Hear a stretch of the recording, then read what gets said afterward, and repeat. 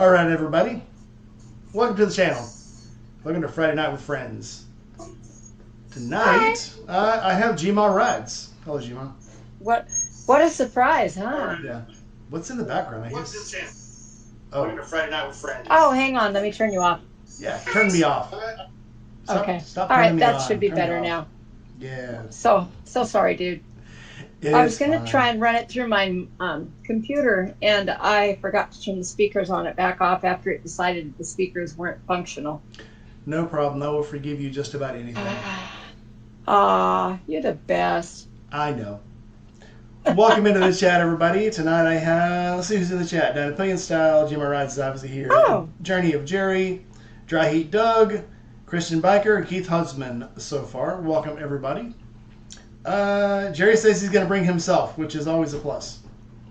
Yes, So, he's a lot of fun yes. at a party. Hopefully he brings Spirit of Knievel, because I have been talking that bike up a lot. All these people I've been interviewing and then I've had it on the chat have been saying how much they love Groms and how fun they are. So we might get a lot of mileage on that Grom this year. I have never ridden a Grom. I rode, close I came to a Grom, they had some little 120s at this bike rodeo I went to at Southern Thunder Harley. And it was out in the middle of a cornfield. And they had left all the stalks kind of really high. So I'm trying to ride through that stuff, and I had it on one of my videos. But it was still so much fun. I mean, it's like Oh, yeah. no control, no throttle control, no steering control, no lean control. And you're just riding over all these crazy bumps. So it was a lot of time. Jerry says Spirit of Knievel will always be there. So awesome. I am. I was digging around through some pictures the other day. Then I did find a bike that I used to ride when I was a kid. A Trail 90? That's me. Sweet. I saw the other Yeah. one of you. I saw the hottie pictures of you on the Sportster. Oh, the red bike pictures, yeah. You're Yeah. a hottie. About Chicka Wow Wow. Yeah. I don't know about all that, but Oh, you had that look on your face. Yeah. You knew your shit was hot. Don't lie. well, yeah. But I was really drunk that night too. I was drunk on milk that night, probably. So Probably. You were just a puppy back then. I was. What year was that? That was 1982. 82. Oh, I'd graduated to Coke by then. Yeah. Coca-Cola, not. Yeah. Yeah, I was 12 then. Yeah, it was probably late September 82. Oh, my birthday. Sweet. Other than that, so we're going to talk about things that you have to remember to bring to the campout. Everybody has their own little special recipe of things they need for the campout. They have everything they need to bring, whether it be toiletry stuff, care stuff, sleeping stuff, camping stuff, stuff to give away, stuff you're going to put on your butt, whatever. Paul, welcome in. So tonight we're going to talk about those things. Let's see. All right, tonight's show brought to you by no one. Wait, we don't have any sponsors? I don't know. Let's see who we got sponsoring tonight. I tried to give some stuff away the other night, and I don't know. I'd been out with Wild Wild West, and I think I forgot a lot of the shit I gave away. So I know. So Dry Heat Doug won the bell, and I think somebody talked him out of the bell, and then Skittles won the duck.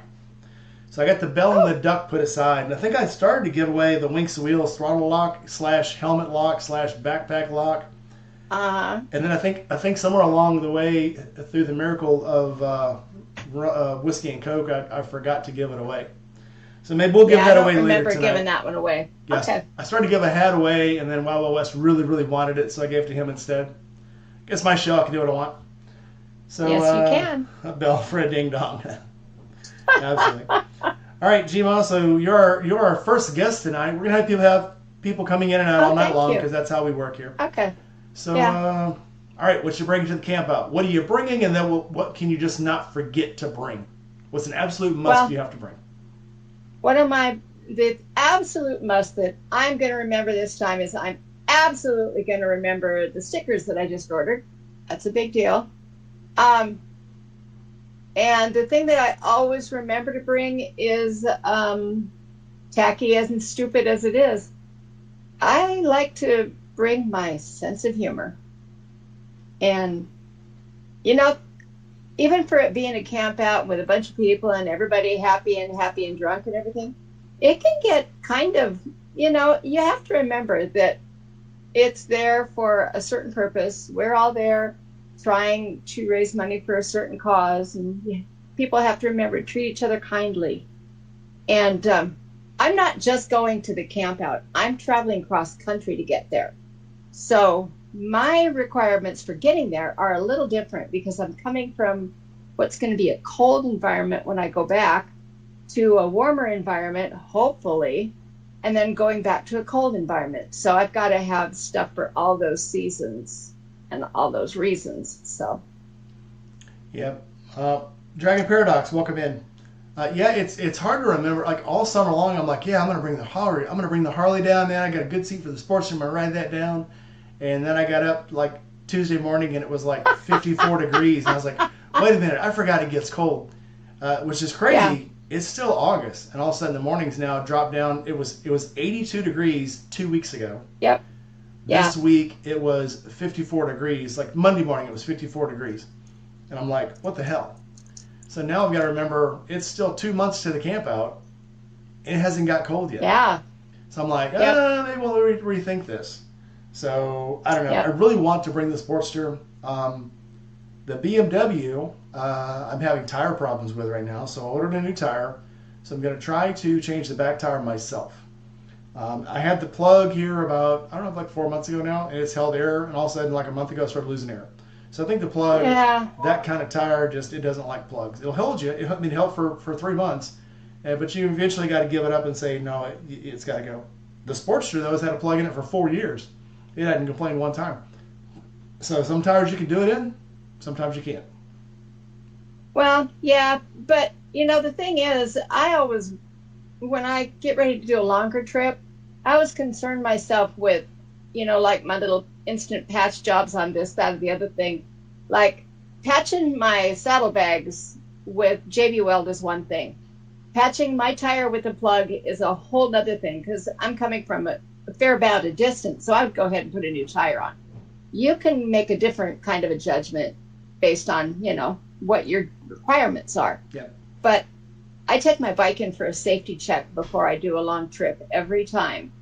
And I know I could do it myself, but it makes my family feel better if I have the guys check it, and makes me feel better. So that's what I do. Yeah. I can ride that bike for 6 months. Don't care about the noises, don't care about the heat, don't care about nothing.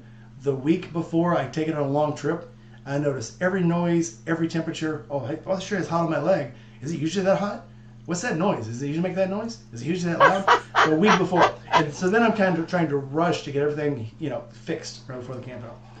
But so I've got a tire for the front, tire for the back. The front tire I've changed myself like 3 times. The back tire I usually don't change myself, but I have the full change up, the tire change kit this time. I have the tire stand.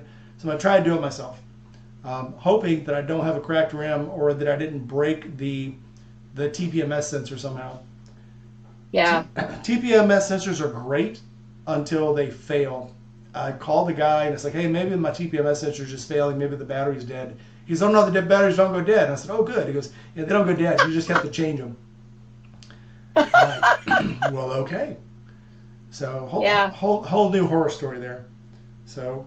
Yeah, I've got those. I've got the aftermarket ones on the Dyna, and the first year I used them, let me just tell you, they scared the shit out of me because I put them on, I adjusted them, and I forgot what I had set my alarm parameters on. So I'm going down the road. It's really hot in the middle of the day, and all of a sudden, this alarm starts going off in my cardo, and I was like, "What the fuck? My bike has never done this before." Are we past the 5-minute limit? Yeah.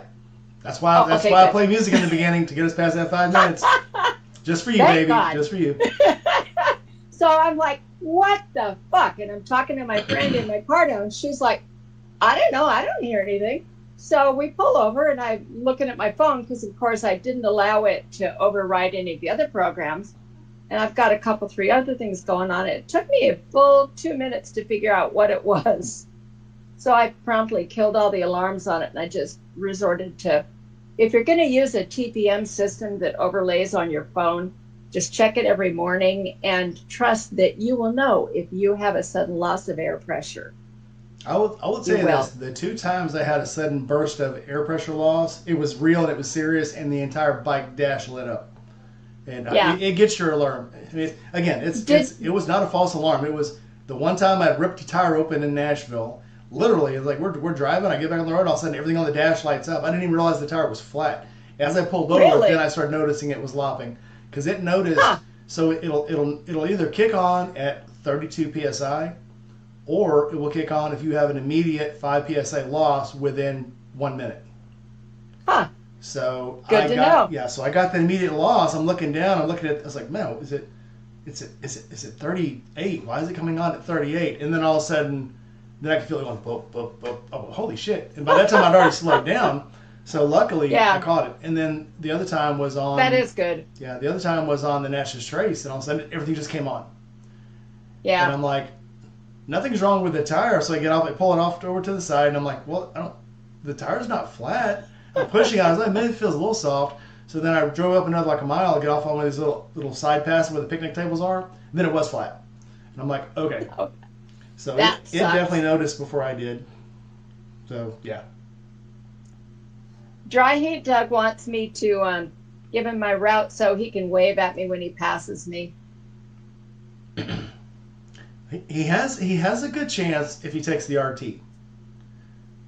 Yeah. That Harley he bought. I Probably don't not. mind. I don't mind if people pass me, because I've always been a big believer in I ride what I want to ride when I want to ride. So if you want to pass me, Doug, go ahead. I'm good.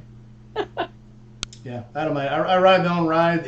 If I go fast, it's because I'm trying to get away from somebody. Usually another double Yeah. rider. Um, Yeah. We've talked about this before. I will not ride with another rider who I think is dangerous. Fast but cautious, I'm okay with.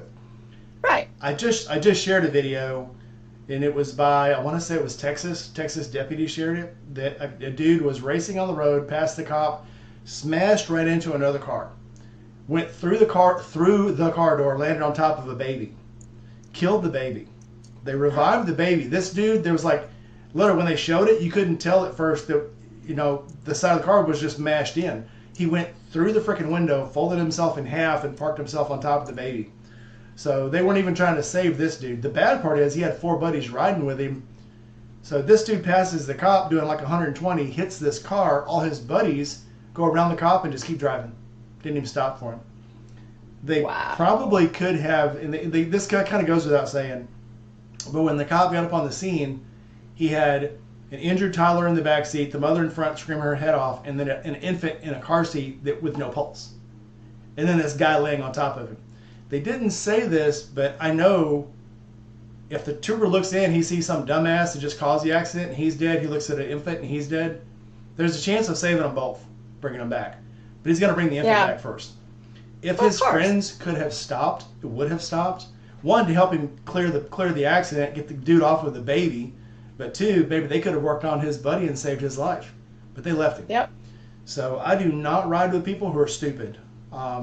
Nope. If I ride with somebody and they reckon they're stupid, I'm going to help them. But that's why I don't ride with stupid people, because I don't need that weighing on my conscience.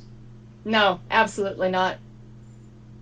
I know. I was out doing some errands yesterday, and I was coming up to a stoplight in traffic, and there was a car in front of me, and he wasn't moving. So, I don't like to just sit on my horn in traffic because I can't hear it with my noise on anyway. So I look around, I'm cautiously going around. I see this guy, and he's slumped over his steering wheel.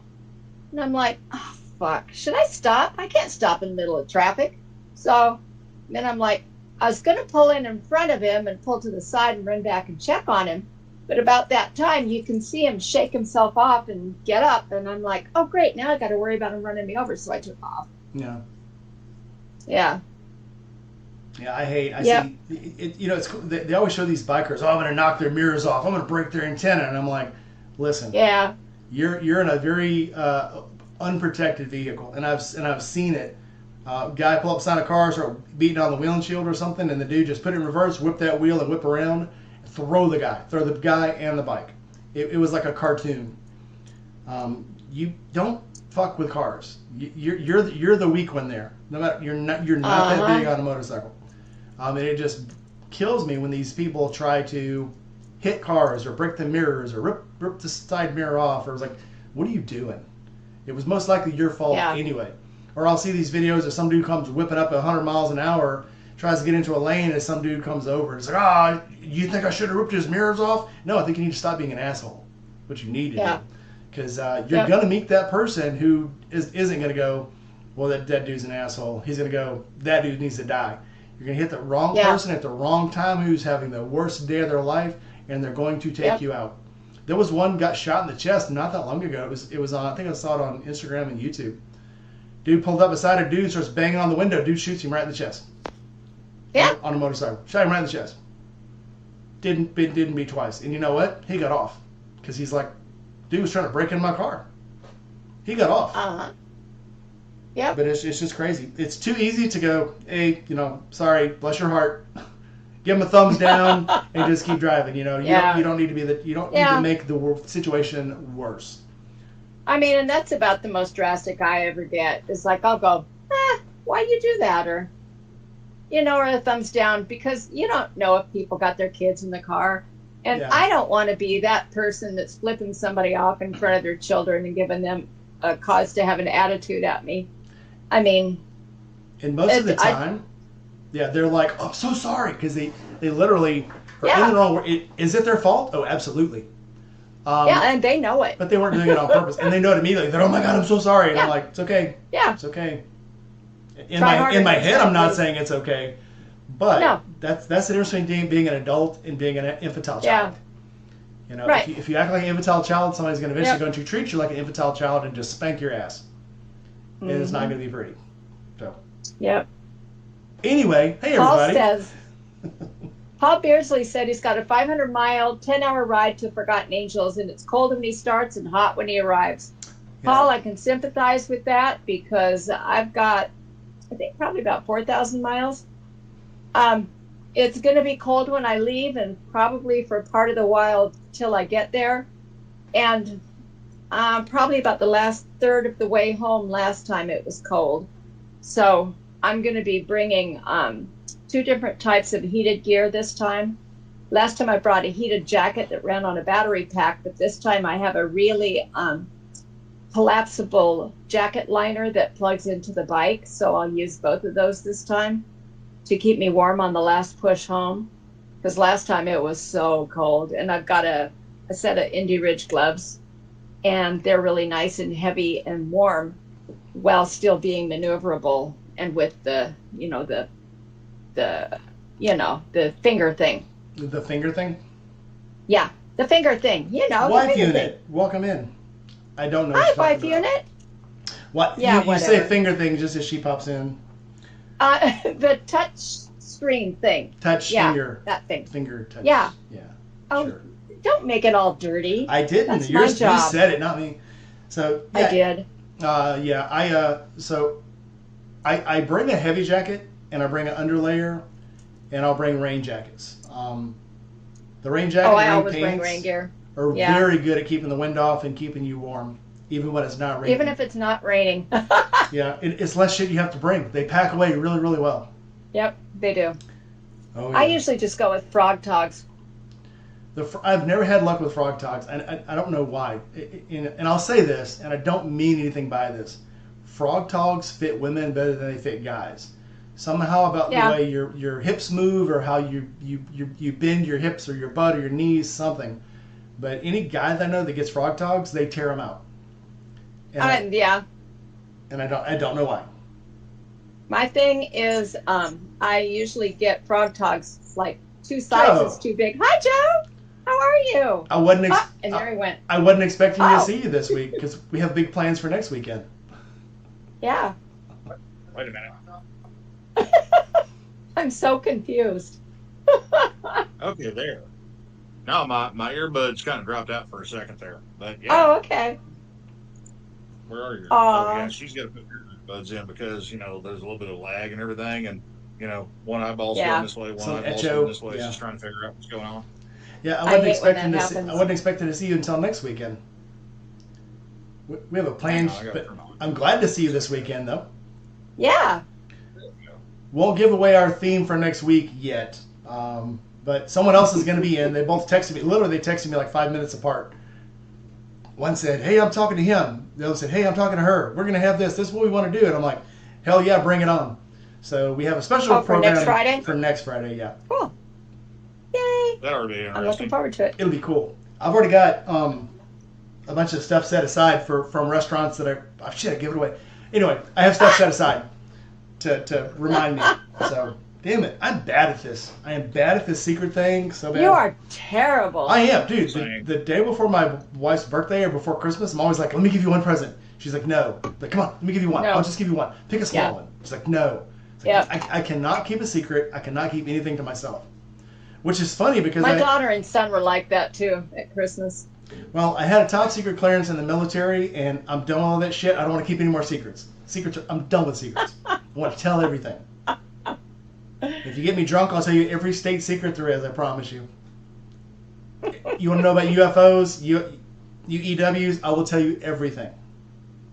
I was in Area 51. Well, not in Area 51, but I rode down around there. Was crashing the gate. Well, maybe. I did get lost a little bit out there. Yeah. It's really amazing how fast they will give you directions to get back the hell off of their property, though. Yeah. Yeah. No lie there. Yeah. Yeah. They don't play. They do not. No, they don't. Let us help you turn around, ma'am. Well, I saw this one when they were doing the crash. What was it? Slam Area 51 or whatever.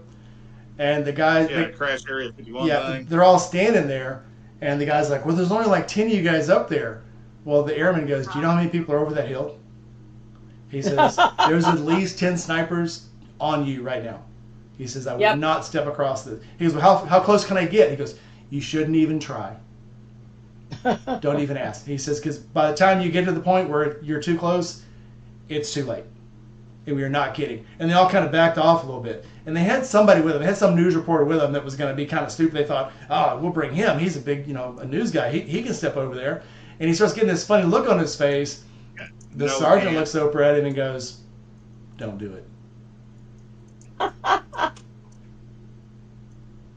That's one of those things where it's like you look at famous guy and famous guy looks at you and famous guy's like, you realize they're not playing, right? They mean that.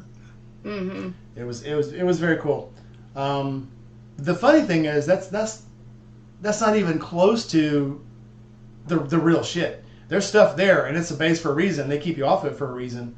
But the stuff you think is there is not there. There's totally other reasons why you're supposed to stay any base, period. I've seen people, on my base. What was it, in Alabama or Georgia? Some dude crashed the gate. Here's what I'll tell you. On an Army base, you can crash the gate. They'll run after you. They'll chase you down and shit. An Air Force base or a Navy base, you're dead when you cross the line. They do not play. Yep. 2 naval bases 2 years ago killed drivers that tried to crash the gate, and they didn't even make it to the first corner because they just don't play. Too much big stuff there.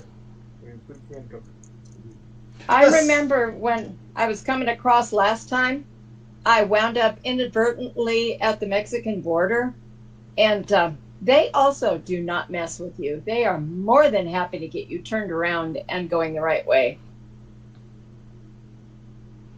Where did Joe go? You still there, Joe? He's bloopy. Yeah. Well, Joe doesn't have as much stuff to pack as we do, so. That is true. I know. I think that wife unit and I are going to go hang out for one of the days. Brown Chicken, welcome in. Hey.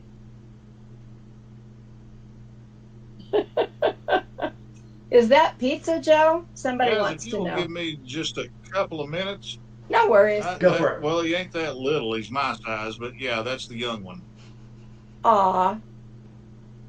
But, he must be the one that. If you guys would give me just a few minutes, I'm gonna have to jump on my phone here, and because I don't know, but for whatever reason, my laptop does not like Riverside. I don't know why.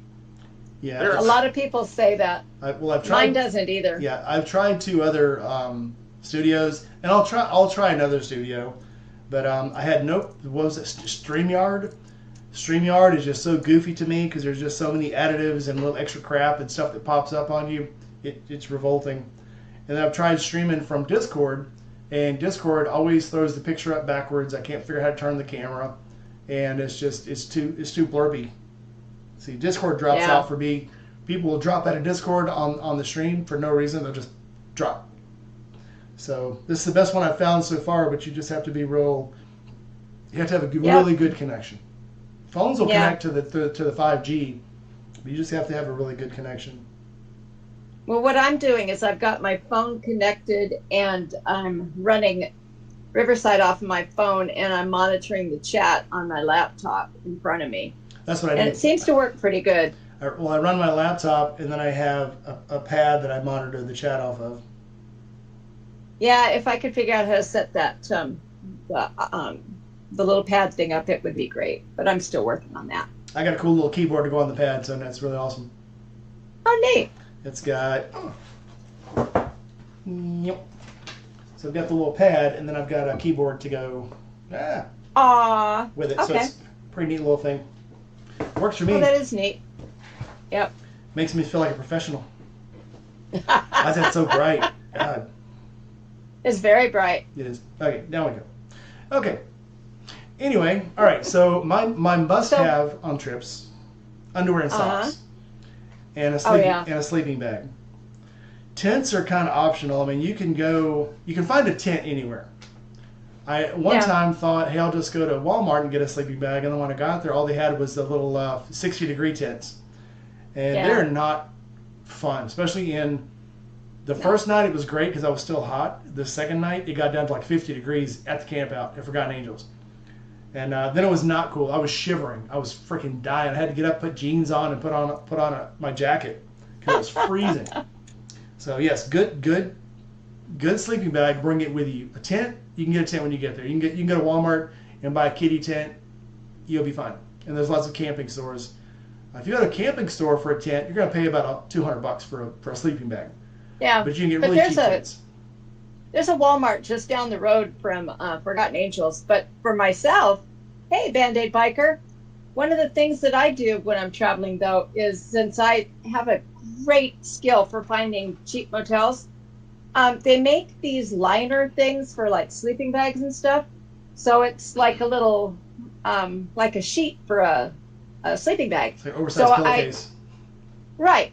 And it tucks down really, really small. So I always throw that in my saddlebags in case I come up with a questionable sleeping arrangement. You know, I have something to sleep in that I don't mind having against my skin.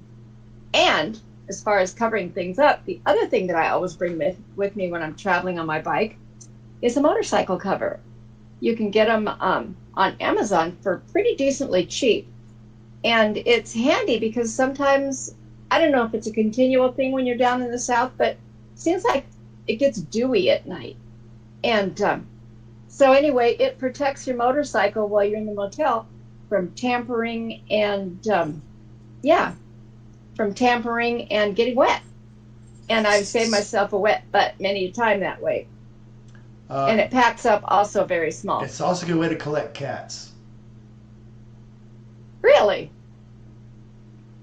If there's a cat motorcycle cover? Yes, if there's a cat within 50 miles, the cat will climb up into the cover and get on the seat. Nope. I haven't had that problem yet. Or possums. You can get a possum up there too. Well, you know, now that you've mentioned that, that's probably going to happen this next time. I hope so. Thanks. Possums are awesome. Well, yeah, I like on cold nights, you know, the heat's still on the motorcycle, and they'll climb up into that cover to stay warm. Anyway, so I bought one. Band-Aid biker. Did we say hi yet? You did, but I'll say hi too. Hey, Tom. I mean, Band-Aid biker. What's up? He'll be sleeping in his bed at home. Yeah, he's not far away now. He has to rub it every once in a while that he moved down. We did it. We Yay. did it. We did it. Hey! Yay! You do look much better now, dude. Well, I mean, we put a Wi-Fi repeater out here on the back of the house, you know, a while back, and that helped out a ton with like uploading videos and stuff like that. But you know, doing like doing lives on YouTube, I don't have a problem with it. But whenever I Right. jump in on Riverside with you guys, that's whenever the clogs happen. My fault. I'll try to find a better studio, but I mean, to me, I guess once I learned to use it, it was so comfortable. It was very cool. And it was free. Hey, brother, you're doing better than I am. And it was free, so. Yeah, like I said, you're doing better than I am, man. I did anyway. a YouTube. Yeah, I did a YouTube live thing the other day because I was just trying to see if I could make my microphone work on my laptop. Right. And apparently I have a lot of people that have the notification turned on for when I do lives and stuff, because all of a sudden I had like 7 or 8 people telling me I had a problem. I'm like, I know, I was playing. We were just trying to test her mentoring skills or her moderation skills, and we're on there trying to test her moderation. All of a sudden people start popping in. I'm like, oh, there you go. If your volume worked, you could stay on here for an hour and get some likes and subscribes. Yeah. People were popping in from everywhere. I am trying to get up to 500. I want to give away another book. Paul's asked so I use Riverside, and like I said, I've tried 2 other studios and I had horrible luck with them. The one that everybody likes to use is StreamYard, and it was too much. Too much crap going on in StreamYard, so I didn't like it. Yeah, too top heavy. That was what I ran into with the first batch of editing software that we found for doing videos, and I mean it was just like feeble-minded little me, just Oh. Yeah. It's too much. This is easy. It's simple. Once I learned how to use the music, I could download whatever music I wanted to use as intros and outros and the drum rolls and shit. That was fun. But it wasn't overly heavy. Well, now the websites where you download your music from and everything, you got to verify your ID and your age and all that stuff now. So. Well, I'm still making my videos on my phone. It's those websites. I download a lot of stuff straight from YouTube on the YouTube beta. And it's cool because a lot of it's free. Well, I used to do the sharing stuff until they changed all the sharing monetizations. Used to if your video was 30 minutes long, you used a 5-minute song, they got like 1/10 of your revenue. Now they get a full third of your revenue, and it's like, what the hell? And a lot of the artists used to have free songs, and now they don't have free songs anymore. They charge for them. So apparently they're getting more than that. Well, apparently they're getting more than a third. Oh yeah, YouTube takes a third. They give a third to the creator, and then you get a third. So if you don't use anybody else, I just suck. That's why I quit sharing. I quit using shared money. So something's fucked with the money though, because you get a certain amount for videos. Now it seems like some of the videos that don't get a whole lot of hits make a lot of money, and the some that get a shitload of hits make hardly any money. So I don't know how they decide how much to give you. It's not by likes, it's not by comments, it's not by chat, it's not by advertisers. So I don't know. Oh, maybe it is. I guess it depends which advertiser picks up your video. Well, and at the end of the day, you never know. They may just have some drunk monkey in a room somewhere throwing darts at a wall. Probably. I mean, I'm kind of going with that theory. I actually think that's the best theory. Shit, that seems like it. Yeah. But no, it was funny because the intro that we use for my videos, Amanda built all that, and I mean, dude, she spent like 2 days working on that. And I mean, it looks awesome. I love it, and that's something that I could not do. I mean, I do not have that kind of talent. Well, anyway, the original version of that intro with the music that we originally had, we only used it for like 1 or 2 weeks because when she downloaded the music, it was open, it was free, it was all good. And then somebody licensed it. And then I got hit on it. And I'm like, what did I do? I mean, because I get this notification from YouTube, but I mean, it's almost as bad as opening a letter from the IRS, And it's like, oh, God, is somebody going to come to my house? What the hell, man? So we had to change that up a little bit. Well, the karaoke videos, I get hits all the time for copyright strikes, and when I look up who's striking it, it's some company in Mexico. And I'll always debate it, and they always turn it back over, and then I always get full royalties. But there's some company in Mexico that's going through all the songs, and anytime they find a song, they'll try to copyright it. And all you have to do is, YouTube will look at it and just do timestamps and find out when you used the video and then when they copyrighted. So if you use it before they copyrighted it, they can't copyright it. But they do that, and it's always the same company out of Mexico. That's how they make the money. I mean, they squeeze it between the cracks. But what I do now, I'll go on YouTube and I'll use the videos from the YouTube beta from the creators, and I'll find one that's zero, not one that's for free use. I'll find one that's zero price, 0.00, and I'll buy it for 0.00. Then you own it even though you didn't pay for it. Then they can never copyright it because you have paid for it even though it was free. And there's something weird on it. If it says free, they can always monetize it later. If under price it says 0.00, they can't monetize it later because you've bought it. That's cool. All these little, or you can do like me and have a friend who has his own band and makes music and say he gave me the music before he put it on CD where there was no underwriting. So when they put something on video, when they actually publish it, they'll put this squeak stream in the background. It's basically this weird tone. It's almost like a UPC code.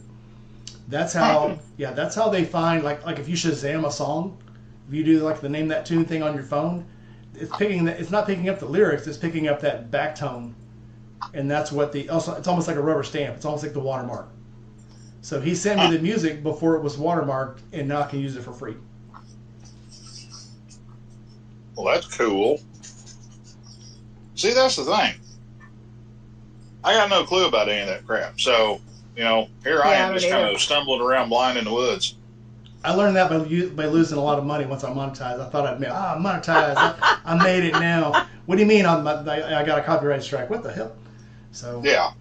And they'll tell you, oh, this is a strike. This doesn't mean that you have broken any rules. You just can't make money. Yeah. And that's almost as bad. So. Yeah, I know. I mean, it's a low-key pee-pee slap that YouTube gives everybody. It's like, no. Yeah. Yeah, it's not like... I'm not monetized, so they do that to me all the time. If you were monetized, this would be a problem. Well, I'm not, so fuck you. But you'll find out like I do. I've actually made one of my videos, this is from like 6 years ago, has made $43. And it's a video that when I first put it out, I had 50 subscribers. Back when I was saying... I'll never be monetized. I don't need to worry about music, blah, blah, blah, blah. And then I look at all the other videos I made at the same time that have made no money because I thought, I'll never be monetized. I'll use whatever fucking music I want to.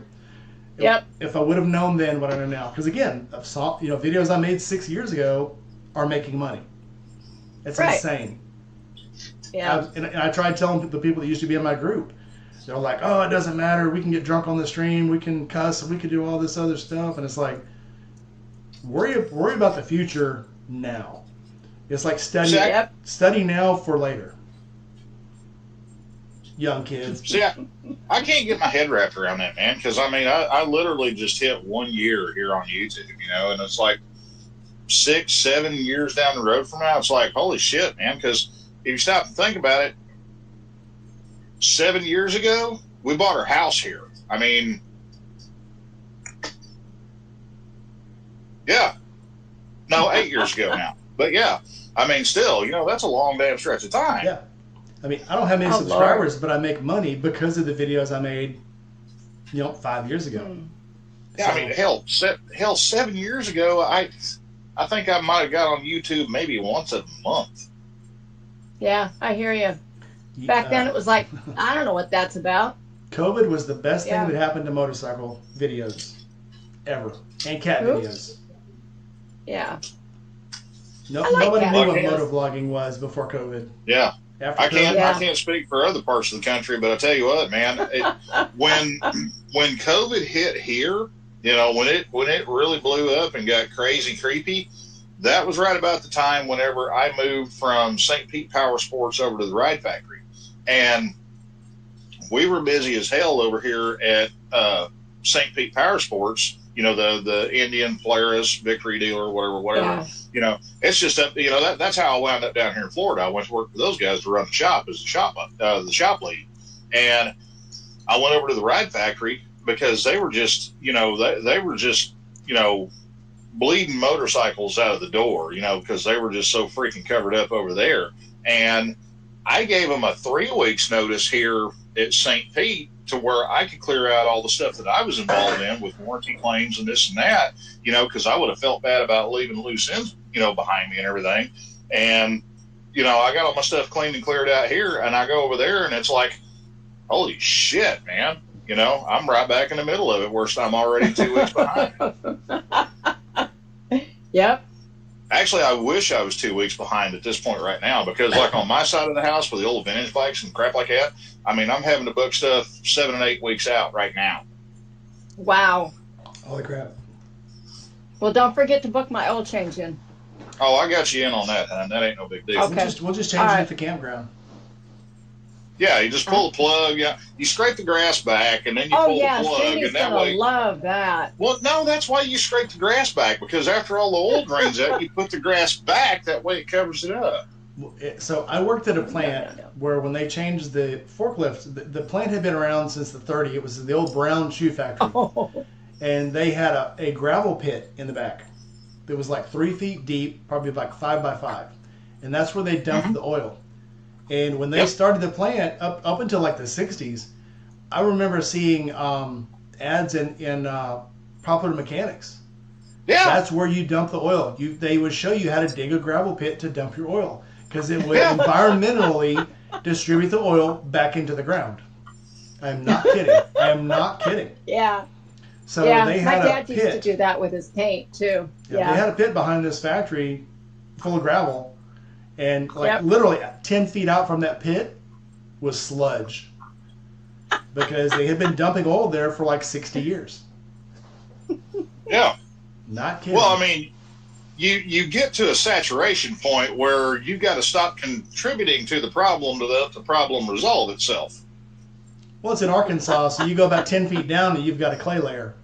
It's not going to go any deeper. So yeah. But my sometimes part, not even so that. it went 10 feet down. Yeah, sometimes not even that. I remember going out in Texas in the road ditches. We would go down and collect clay out of the road ditches and make a little pot. We didn't need Play-Doh. We had clay right in the road ditch. So. Oh, that's funny. Yeah, gumbo mud. I never would have thought of that. 90% of Texas is covered in gumbo mud. If you don't know what gumbo is, you don't want to be in it. Stand by. Exactly. I made a whole lot of. Me and my brother we had to take a tractor down the woods on sunny days to pull 4-wheelers out of the mud, because they'd get stuck as shit. Go ahead. Hi, Gina. You got something to say? Oh, well, no, I was going to answer a question. Go ahead. Paul Beardsley, I am going to be riding the Road King across this time. Last time I rode the Dyna. So I'm interested in comparing the differences of the rides, because the Road King has a stage 2 and the Dyna has a stage 1. So, yeah. So Dry Heat Doug, I'll tell you a little story. He says, somehow I discovered if you put your used oil at the base of your wood fence post, it preserves the heck out of them. Pulled up a 30-year fence post. It had perfect post bases. So when we used to put out fence posts, we had Chris Oak posts. And when the Chris Oak started wearing off, we would dump our used oil into these big 10-gallon buckets and go back out and paint the posts. Yep. Because that's all Chris Oak is kerosene and oil. My neighbor behind me just replaced our fence, and he told me if I could get a hold of any engine oil, go out and slap some on it, because it would kill off the insects and preserve the fence. Yep.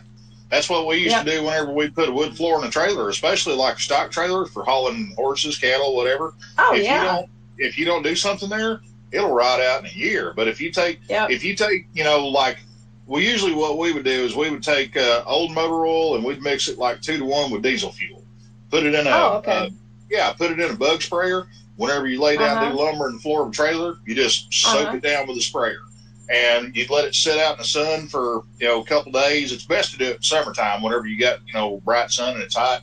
But you let it sit out for a couple days, hit it with another coat, let it sit for a couple of more days, and then just do whatever you're going to do with it, because it's sucked that stuff up into the pores of the wood so much by that point and everything.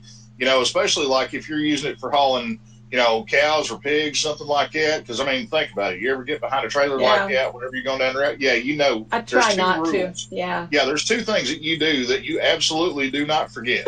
Number 1, don't yawn. Number 2, don't scratch your face, because you ain't going to like it. Close your visor. Yes. Yeah. Used oil is also good for getting rid of mites in cats and puppies. Oh. I remember my grandpa doing that when I was a kid.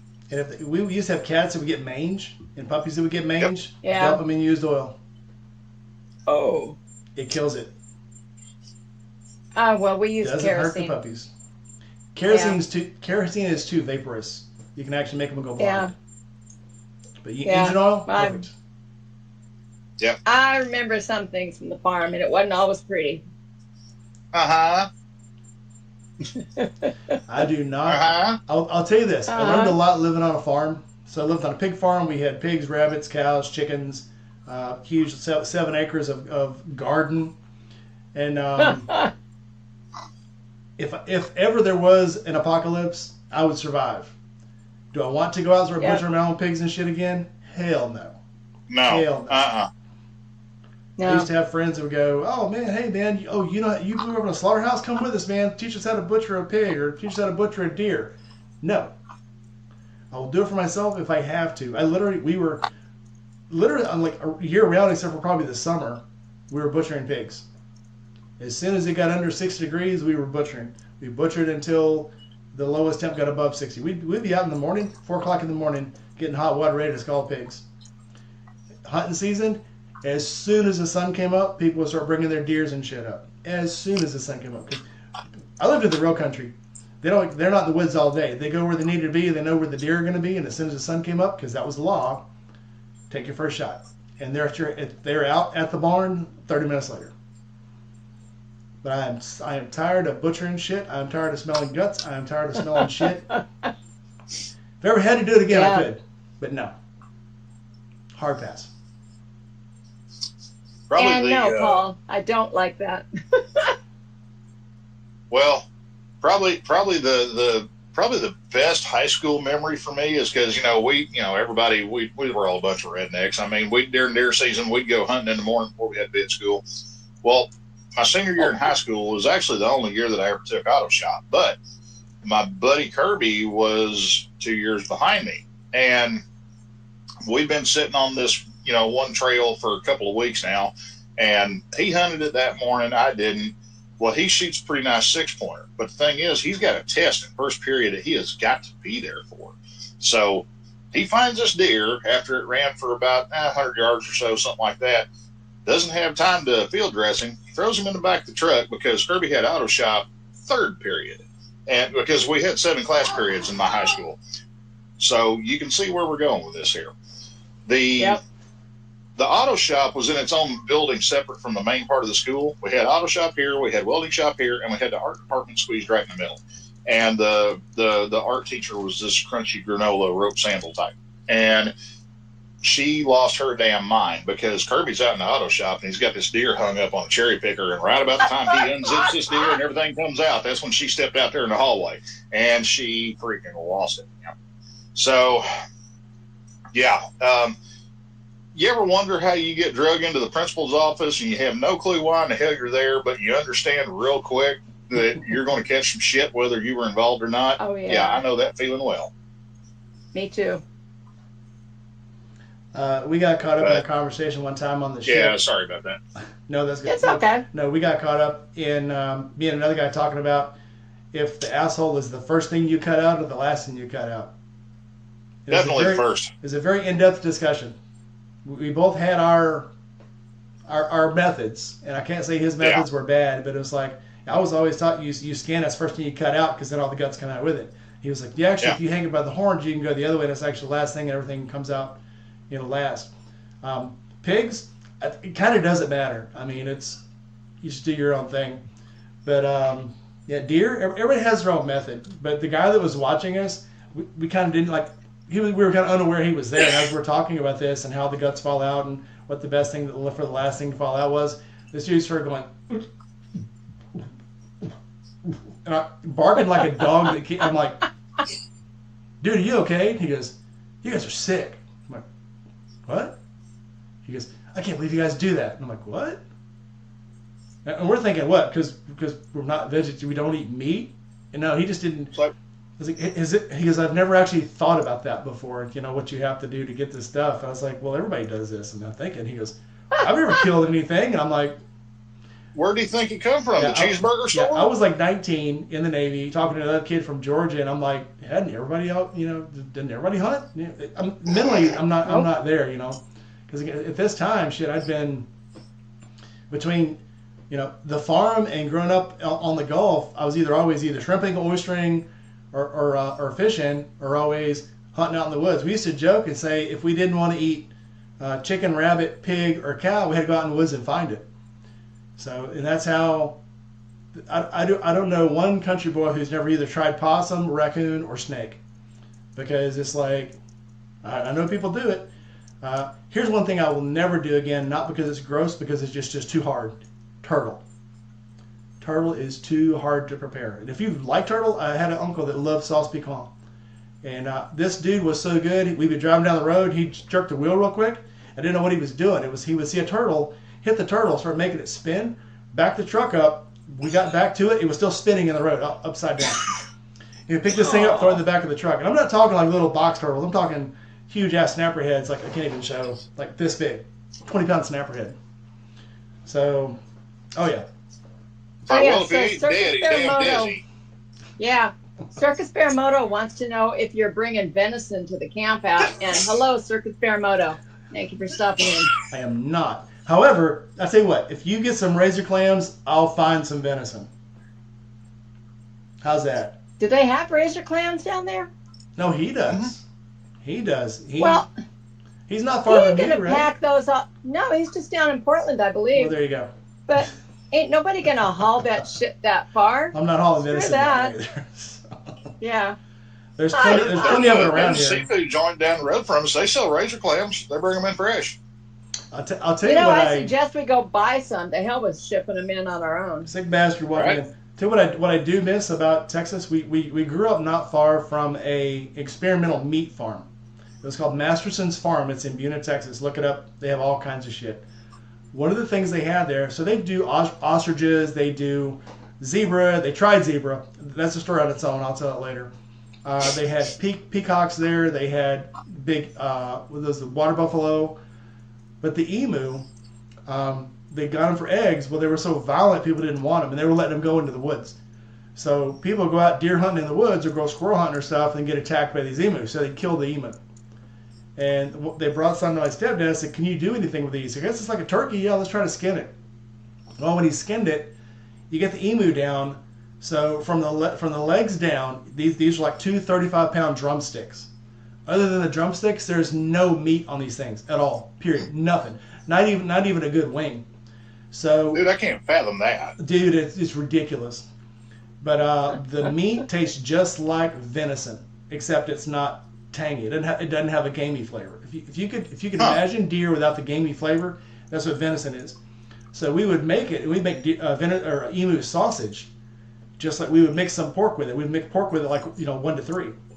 And make the sausage because it's very, very dry meat. I'm telling you, it is exactly like, maybe it's more like buffalo. It's very, very lean. Anyway, but that's the only real thing I really miss. I wish I could go back for is emu sausage because it is so good. We'd make link, we'd make patty, they'd make emu jerky. Actually, that's awesome, good shit. Anyway, what were we talking about? Shoes. Actually, I think we started out stuff to bring the camp out, but we kind of took a hard right turn. Welcome to the rainy nights. Yep, that's not my fault. Circus Bearmoto. This is the norm. This is the norm. Circus Bearmoto. Yes, I am going to take the Road King this time, and I am riding across. Are you going to be able to go to camp out? It sounds like Circus Bear is going. It sounds like he's going. Joey Stromboli, welcome in. So that means Lala's not far behind. Joey! So what is anybody else bringing to the camp out? And you can be local or you can be coming in on a plane or a bike or a vehicle or whatever. What are you bringing to the camp out with you? Sometimes if you guys share your ideas and thoughts that you wouldn't want to live without there, it might remind somebody else about something else they want to bring. So, Bambi Becker says only Australia could lose a war to a bird. Circus Bear says he's still on the fence. Silence in the room. Joe, what's the story? Oh. I was going to say, this shit here, this will be your best friend. I can't see it. Okay. Bring it into the camera. Oh, yes. Oh, yeah. Yes. Yeah, the deep wood's off. That Sportsman Max, it's 40% DEET. I mean, you kind of low-key feel like you got pepper sprayed whenever you first put it on and you rub it in, but after that, everything leaves you alone. Oh, yeah. So I got some good stuff at Walmart. It smelled like flowers. I joke because when I went, it made me smell like a fruit bowl. But it was the best stuff I found, and it was made by, I would say Glade just to be funny, but I think it was off. But it was like a citrus fresh off, and something about the citrus actually repels the mosquitoes. Which any of us remember drive-in movies, you had the citrus coils. You burn the citrus coils to keep mosquitoes off. That's what it reminded me of. So you mean these? Yes. Yeah, those. Yeah. Yeah. That's how I don't die out here in the garage. The other thing that when those things do fail you, Joe, if they do for any reason or if you run out, there's this stuff called anti-itch, and it's a cross between calamine lotion and liquid Benadryl. It's called Caladryl, and they make clear stuff so you don't have to walk around with little pink dots on your skin anymore. I always carry a little bitty thing of that, and I always carry a little bitty thing of the DEET like you showed in a little packable thing on my bike, and I always keep them both in my windshield bag because you have to reapply, every time you stop because you sweat a lot. Caladryl. It makes your underwear stick to you, though. Well, you're not supposed to put it there. Well, that's where the mosquitoes bite me. What do you want? I don't know. Maybe buy some shorts that aren't quite that baggy. I mean, just a thought. Yeah. I love my skivvy shorts. My skivvy shorts are awesome. We have. This might be ordering on TMI. Doug's asking what in the hell he just walked into, and dude, I'm right there with you. Okay, I mean, this kind of went. Oh no! Doug remembers the swim shorts. So we have. I was talking about things that I'm going to bring to the camp out with me, and the bug spray is good to have, but it's one of those things that if you're coming in on a plane, you have to remember to either pack with your checked luggage, or you have to pick it up at Walmart once you get there, because I don't think you can carry it on, right? No, you can't. You can. No. Yeah. Now I'm bringing my silky shorts. TSA they'll shake you down and shoot your dog. Yeah. But, I like the dog. But I'm not bringing him either. Don't bring the dog. Yeah. Don't put it in packed luggage. No. Yeah. But just FYI, guys, if anybody has any kind of requests or something like that where you need to ship something in if you're flying in, reach out and hit me up. And what I'll do is I'll give you guys the address for the Ride Factory, or you can just look it up. If it's something you're buying off Amazon, use that address. Just give me a message and let me know, hey, this is coming in. I'll sit on it for you and, meet up with you and get you your stuff. Tom, I'm bringing my silkies to sleep in. Always sleep in my silkies. For those of you that don't know, military has these really tiny little booty shorts called silkies. And they're tiny. Ranger panties. They're Ranger panties, yes. And they're so fucking comfortable. Don't want to know. You do want to know because it's so fucking awesome. They're little tiny little things, and so basically they're Ranger underwear, Ranger panties, and they're small, but they have an inner liner, they have an inner underwear in them, and then they have regular shorts over them. But I've been on so many silky runs because they have a military has silky runs, and they'll get people together. You put on your little silkies and your t-shirt and your backpack, and you take a run, and it's to raise money. They do these silky runs. Do you wear shoes? Yeah. You wear shoes? Usually wear combat boots. Okay. You wear combat boots. Oh. Combat boots and shorts that your ass hangs out of, and a t-shirt, and a 50 or a 40-pound rucksack, and you do a ruck run. Ugh. Oh, so comfy. Dude, if you're going to do a rucksack, you might as well be in your fucking underwear. Just be comfortable. Shit. But, I've got a ton of silky shorts. I need to buy more. Circus Bear Moto wants you to model some for us. I will. You can find pictures of me on my Facebook in silky shorts running because I wear them. Wife Unit says that Ranger panties are what we call thongs. They're not thongs. They're not the same. They're not thongs. No. These are at least, she's over here giving me the look, y'all. These are at least half cheek coverage. They're not thongs. Unless they're too small for you, then they'll bunch up in your ass. I'll admit. But no. Right. And let's all send some thoughts out to Lola because she has gone to bed early. She is under the weather tonight. No, I'm sorry. So, no Lola Stromboli tonight. Yeah. She needs her rest. That's weird. Yeah. So Lala's bringing piggies, I'm sure, again. I'm just going to say this for her. She's bringing piggies. Yeah, the squeakers. Yeah. Banana My dog hammock. stole mine. Yeah, I guess Silky's would qualify as a banana hammock. So. Well, I was a little bit late getting in here because I swung by Angel's place on the way home and I dropped him off some birthday cake. It was Justin's birthday, last Sunday. So we're always fashionably late, so we kind of kept up with the theme. But anyway, he's up moving around. How are they doing? He's up moving around. They're kind of settling into things and figuring out what they can and can't do. Chelsea, her head's cleared out now, from the concussion. She doesn't have any more dizziness or anything like that going on. So she's in good shape there. She's still dealing with, it's a combination of a burn and road rash on her ankle. So that's still kind of rough and giving her trouble. It's definitely a flip-flop only thing for her right now. But, honestly, Angel looks a lot like I did a couple of years ago. He's just running around the house in a pair of flip-flops and his arm in a sling, and he's like, because, he's like, can't do anything. It sucks. Yeah. But, so somebody else just had a bad fall. Who's that?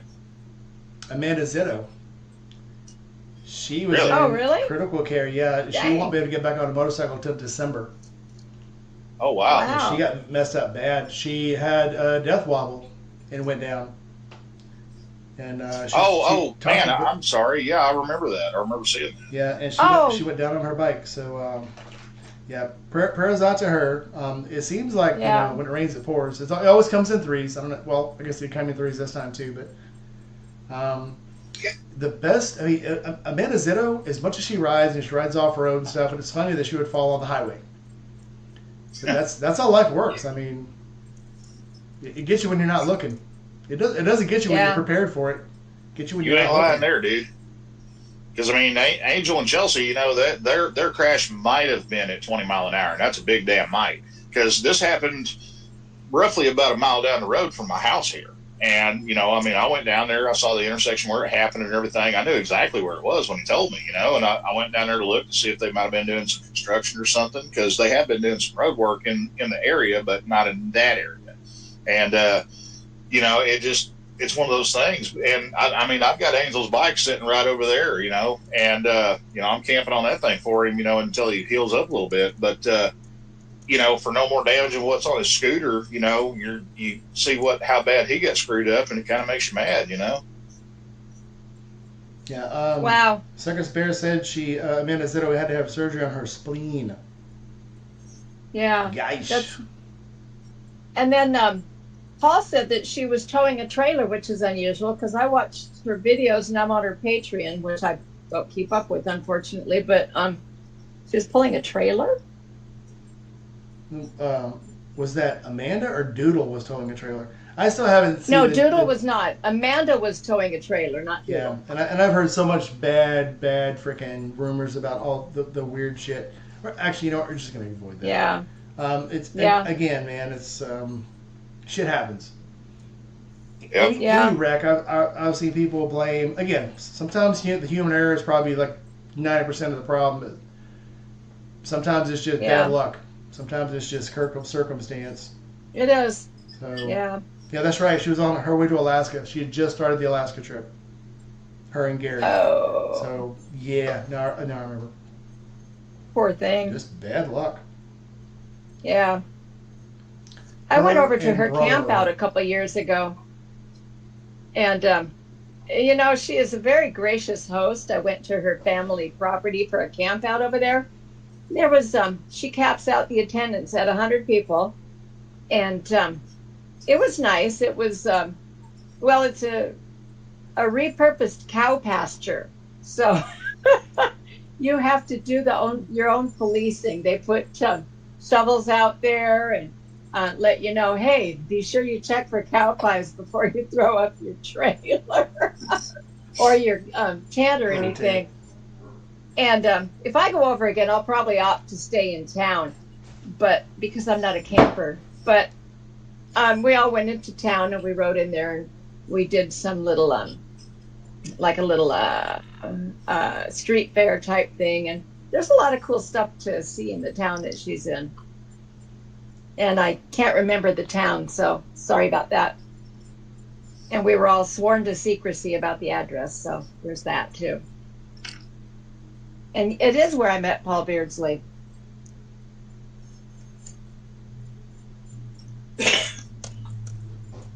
But yeah. So Joe, you're not bringing much, but what are you bringing to the camp out? A pimp cup. Well, I'm bringing a pimp cup. I'm bringing me, myself, and I. And honestly, see, here's the thing. Thursday night and Friday night, I got to get my ass up and I got to go to work the next morning. So, yeah.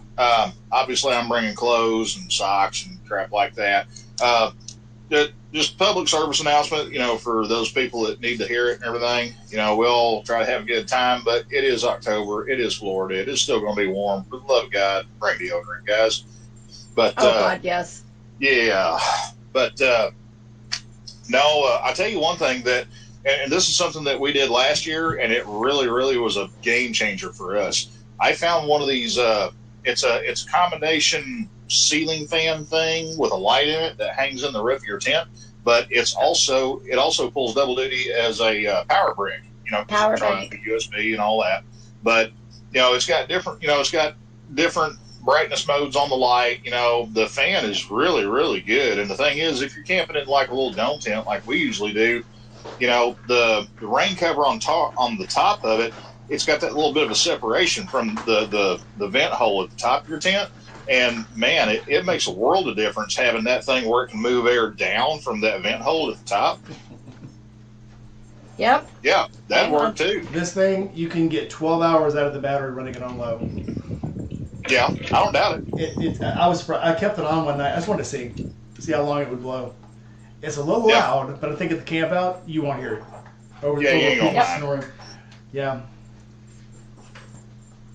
But now, fans, something you can use for, like a light in your tent, the skeeter coils, I mean, those are a must-have. But another thing that helps, and something that I kind of found out the hard way the first year that we camped out there, I thought, well, hey, I'll take my boots off, just leave them outside my tent. Whenever the dew comes down, it comes down, okay? So bring like a spare grocery bag or something like that to where you can put your shoes in it, if you put them outside your tent. That way they're not freaking soggy and swampy the next morning when you wake up. Yeah. I also, when I was just looking around and don't be bagging on Temu, but they have Don't be teabagging? Temu. Watch my lips. I heard you say teabag. Last year, or a couple years ago, there's this little inline on and off switch, and I had it rigged up to a little light, and because I didn't have the fan yet, so I had it all set up so I didn't have to get back out of bed to turn the light and the fan on and off, because I had a little inline switch for the power from the power bank to the things it was powering. So it worked really cool. Yeah, there's all kinds of little crap you can get. Well, I've got two night lights, but the collapsible, expandable lanterns, and a power bank, and they're all solar charged. So I can use them at night, and then in the daytime I can hang them off the ropes on the tent, and they charge. Yeah, I've got a power brick that I keep in my tank bag whenever we're on a road trip, and it's like 50,000 milliamp or something, but it's got a solar panel built in it. So what I do is I stick it in the little mat pocket on my tank bag. That way, it's picking up sun and charging while I'm rolling down the road. And I mean, like whenever I went to North Carolina, I didn't charge that thing the whole way, and I had my phone plugged into it all the way up and all the way back, and plus I was charging batteries for the GoPro off of it while I was rolling down the road and all kind of stuff. I don't think it dropped below 75% the whole damn time. Yeah. Well, my phone mount is a rock farm, but I have a RAM mount to hold the rechargeable battery bank. So when I'm riding, I'll put it in the battery bank holder to charge. That makes sense. To get sun. Looks funny. Just looks like a funny looking phone. Yeah. Yeah, it looks funny.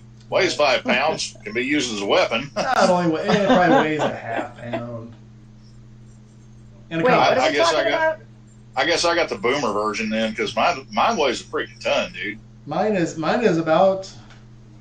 I don't have it in here on me now, but it's this size, and it's got a solar charger on the other side. Now, I bought my wife one that looks like a military canteen, a battery bank. It's not rechargeable, but it looks like a canteen. It's got watertight fittings on it, and you pull the fittings off, and it's got the ports inside them. I'd go grab it, but I don't want to get up. My legs hurt. I've got so many power banks, and not a darn one of them are solar powered, but... Actually, hang on. I'm going to go grab it. Hold on. I'm going to go grab this thing. Intermission. That's the wrong zipper. Oh, no.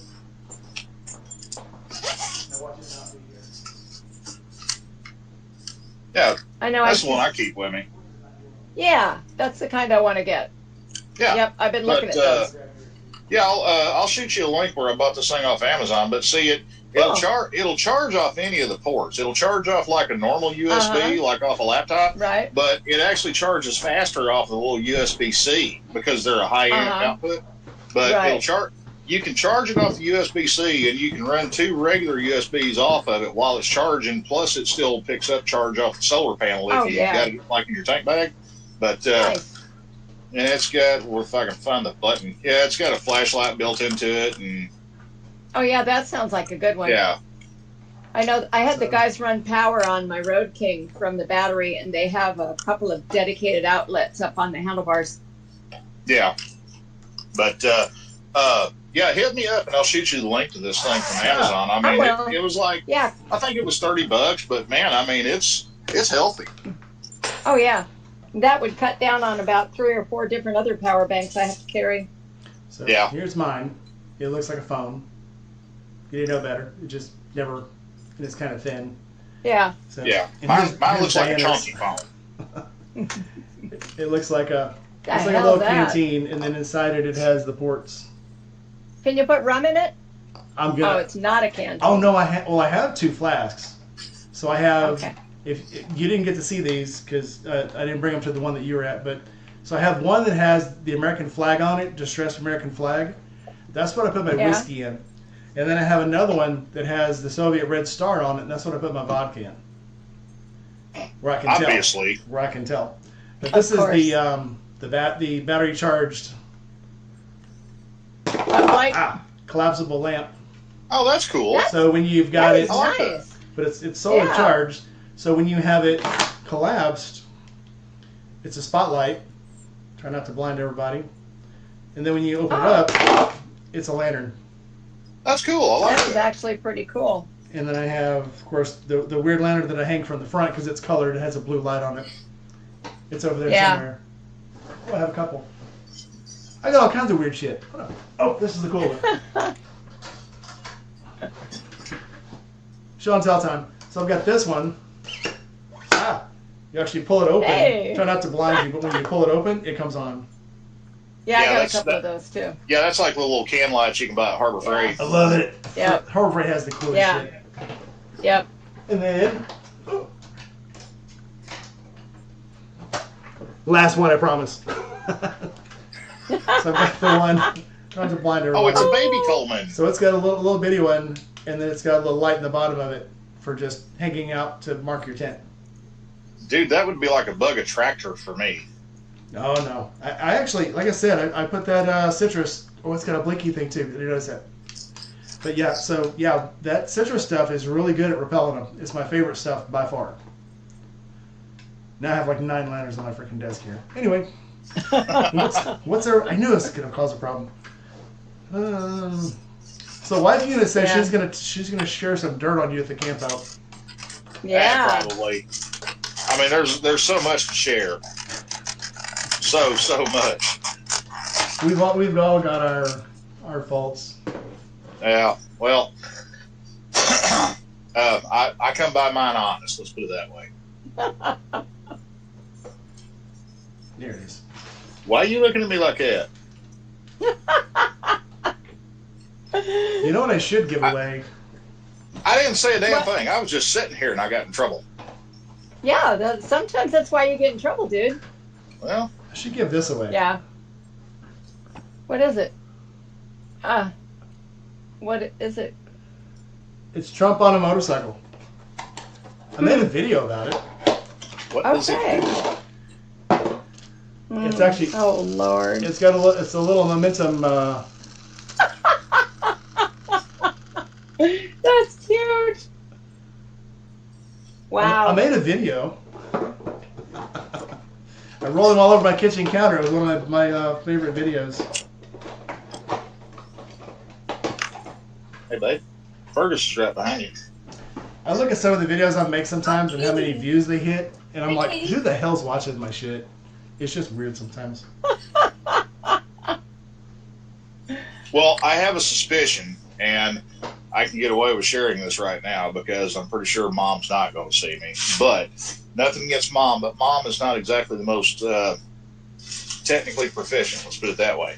And I kept wondering because I would look at my stuff on YouTube and everything, and I would see like one subscriber, unsubscribe, one subscriber, unsubscribe, like several times throughout the day, pretty much every day out of the week.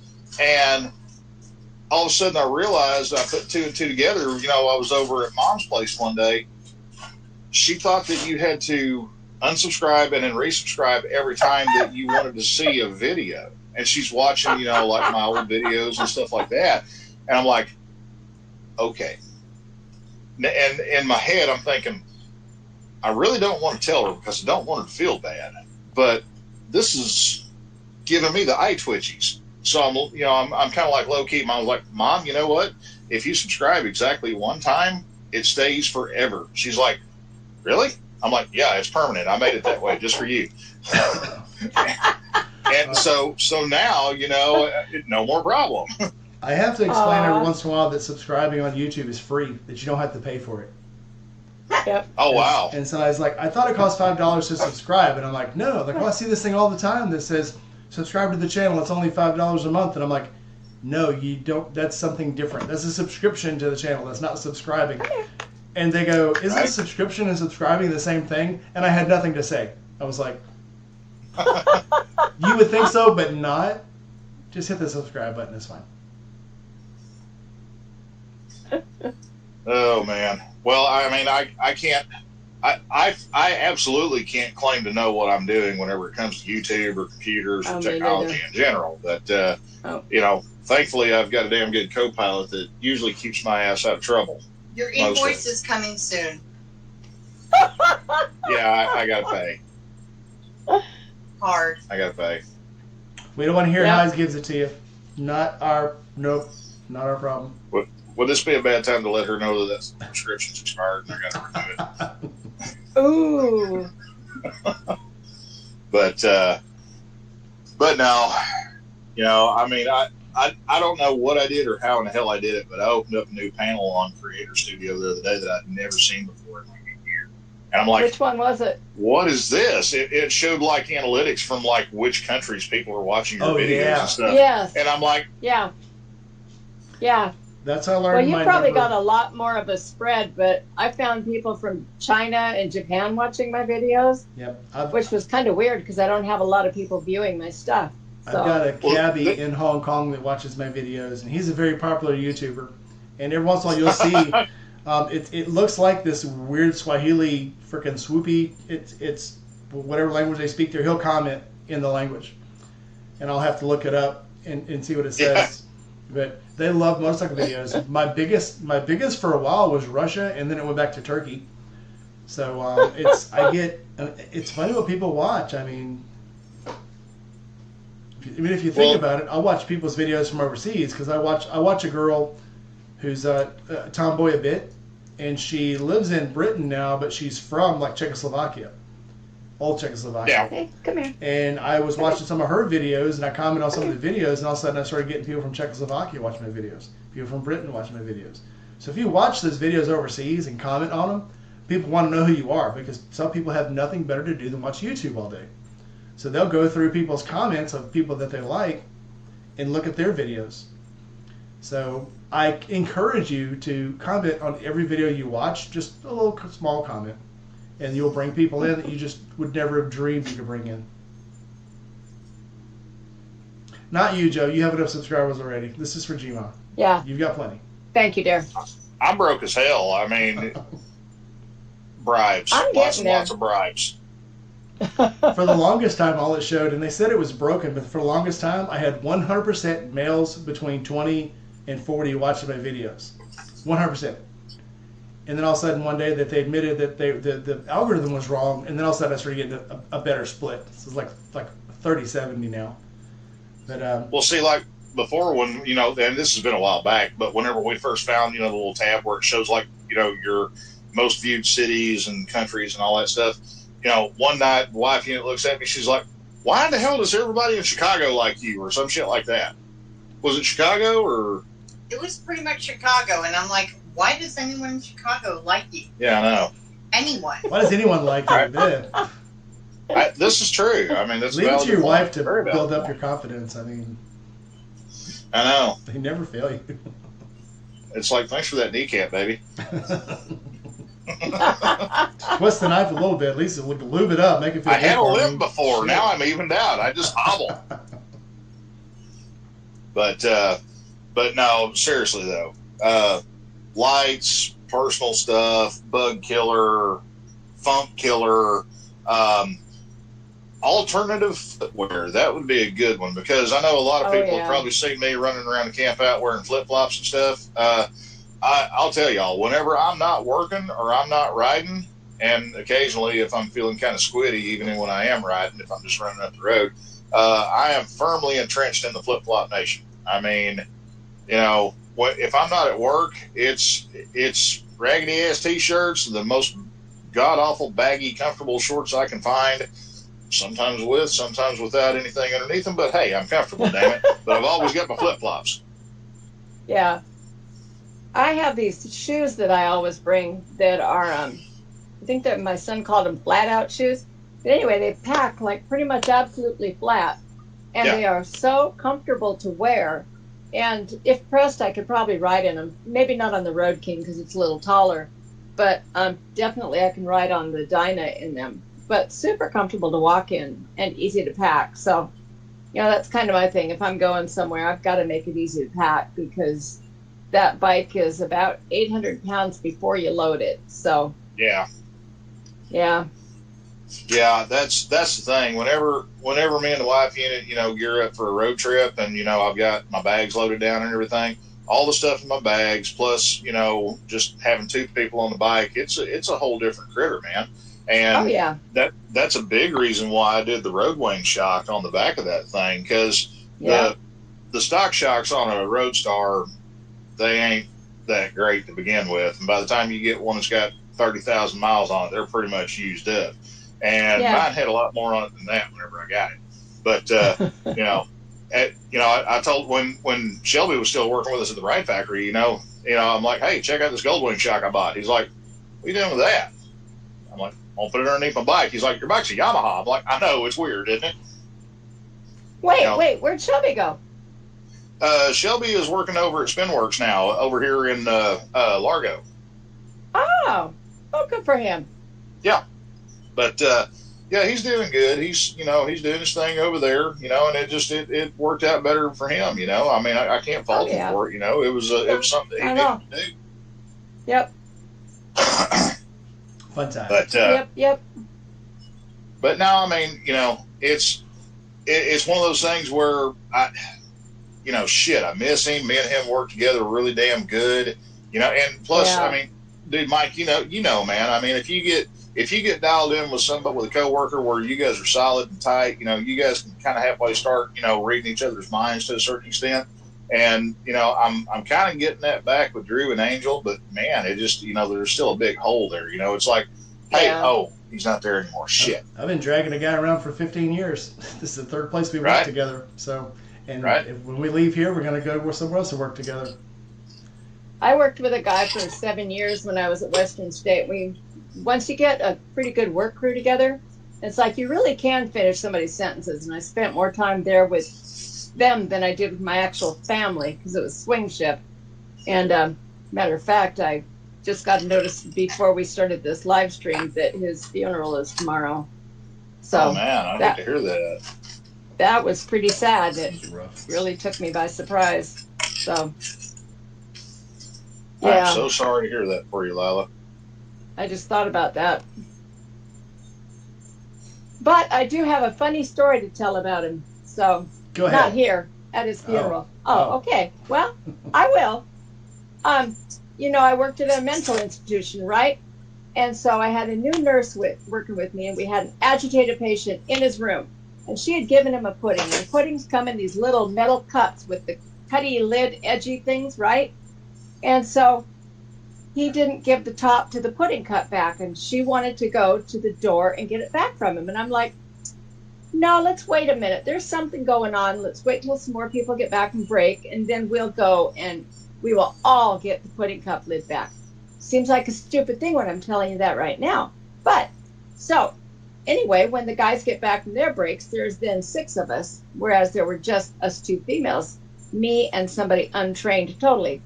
So I explain the situation. I tell the guys, I need you to go get the pudding cup back from patient. We'll just say patient. And they're like, okay. So we all go and we assemble, and I've got the restraints waiting behind the desk because I know how this is going to happen. And so they go to the door, and patient opens up his door, buck-ass naked, greased up with Vaseline, turns out and tags one of the staff with said pudding cup lid between his hand like that. Didn't require any stitches, but we'll talk about that more a little bit later. So patient goes running off down the hallway, staff in hot pursuit.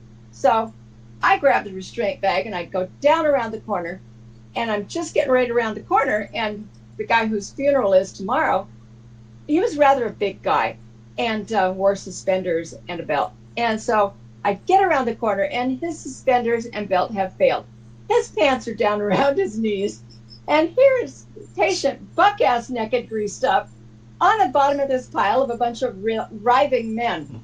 And I hauled ass around the corner, and I have the bag of restraints in my hand, and I looked at this, and I'm like, I threw the restraints back around the corner, and I said, I'll be right back. I got to go get the restraints.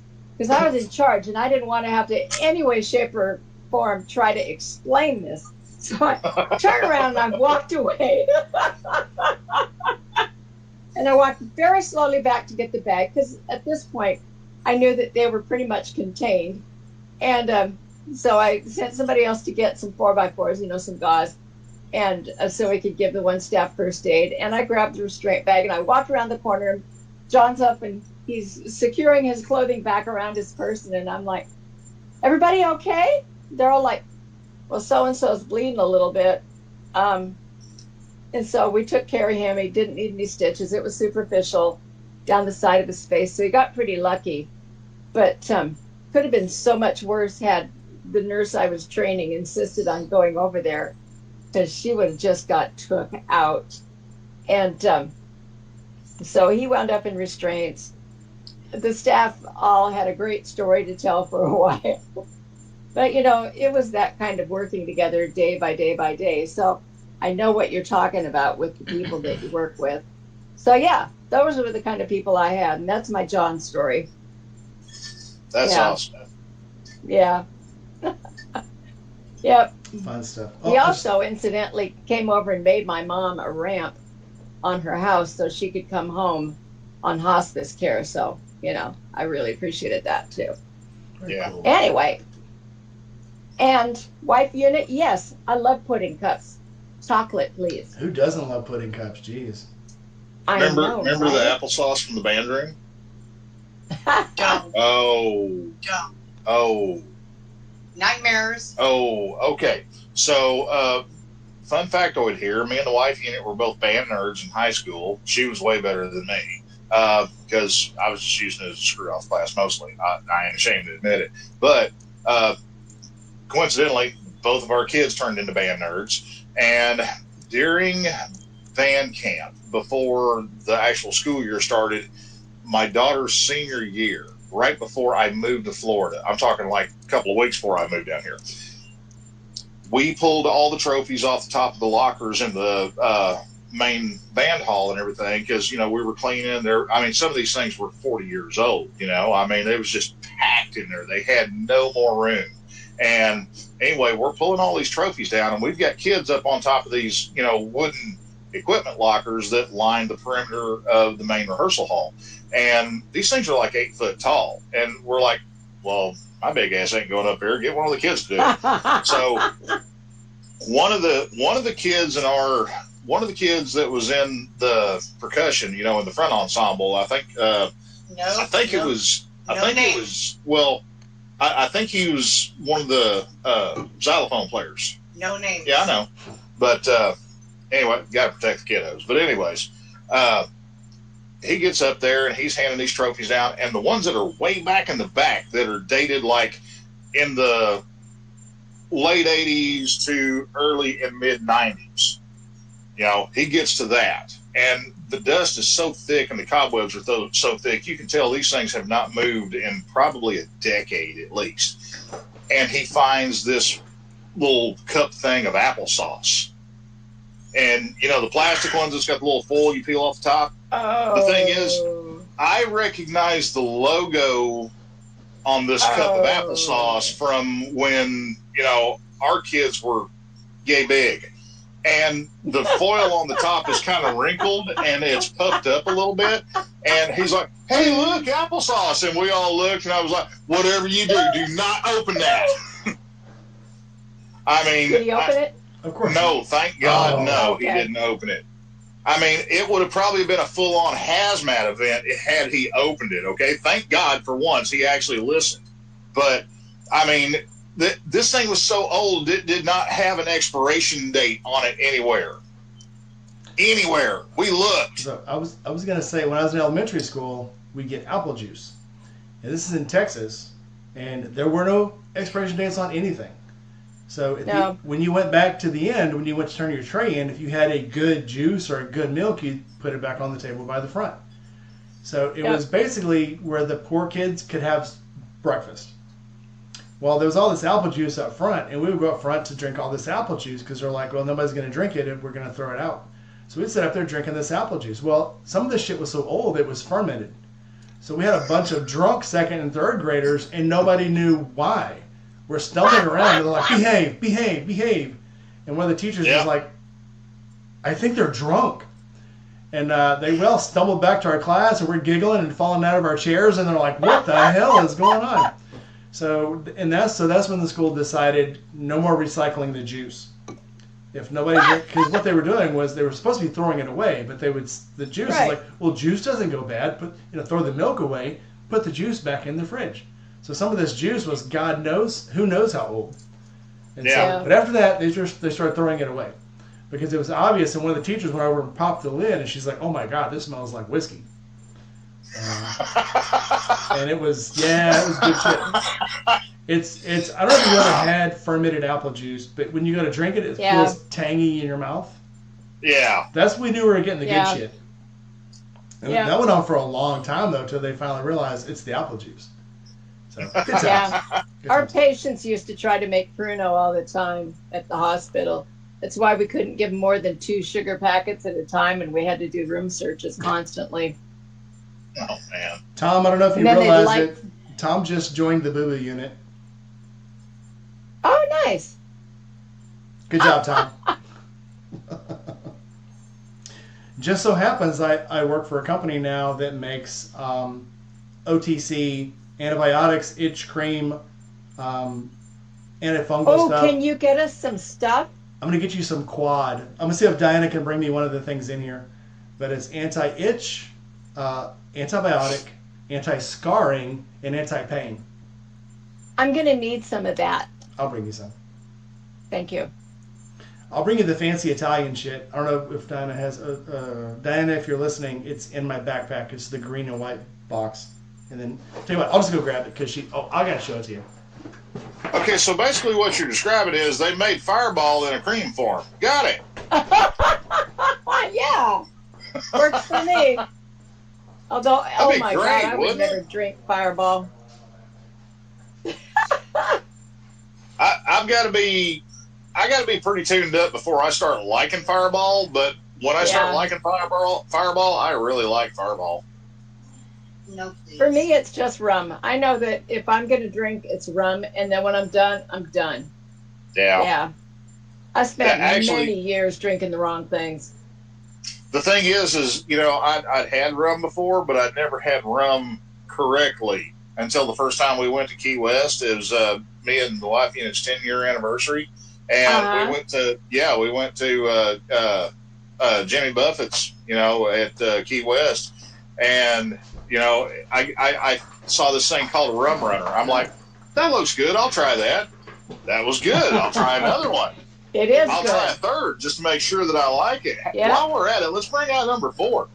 It was not Jimmy Buffett's. It was a random vendor on the beach that we were walking on. Oh, wow. And you did 4 in and got very handsy. Well, that's how it started. Yeah, that triple antibiotic ain't shit. Oh, wow. That's some good shit, Rainey. It is good shit. It's fucking awesome. And then we have this Italian shit. Huh. This That's shit, cool. This shit is strong. We don't sell it here because you can't sell this shit in America. Wow, I never knew Italian spelled preparation H like that. It's good. Hey, you know what else it works for? Ah. Ask wife unit. I didn't know, She'll but come the up with something graphics good. on the box are really cool. They are cool. I'm sure wife unit can come up with something dirty. Anyway. No, it's very good for a lot of stuff. So here's 2 things that I never leave for the camp out without: Germ-X and some kind of antibiotic. Oh yeah. You just never fucking know. You'll get a blister at absolutely the wrong time. But also, Topical I antibiotic, always bring dude wipes, and I bring the alcohol wipes that come in the dude wipe packages. Yeah. Road shower, dude wipes are they'll flake off on you. You'll end up with a lot of strings hanging off of you. The alcohol wipes are good for cleaning up, cleaning the grime off. Dude wipes are not as good. Yeah. Alcohol wipes are awesome, especially for cleaning your feet. Especially after you've been at the campground, you haven't had a shower for a couple of days. Oh yeah. Well, the nice part about that is there's a YMCA just up on the corner, and I haven't been a member, so I always make it a point to steal a motel towel at one of my last stops before I get someplace where I'm staying at.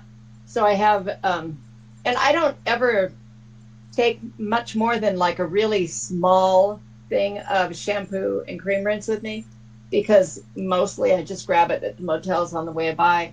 Because if you can get something on the way, you really don't need to carry it along. I always bring a wiping towel, though. Yeah. So the wiping towels are good for yep. getting dew off the seat, off the windshield, and wiping your face off. And for sweat. The thing I do bring, though, that is a nice thing to have, since I do tend to eat out of my little my cooler bag on the back of the bike so often, that everything seasoning that you can get for bagels, they sell it at a store up here. So I get that, and I work at a food bank, so I just snag little packets of salt and pepper and real lemon and that kind of stuff. Because, you can make a bland meal a little bit different if you just have something to sprinkle on it.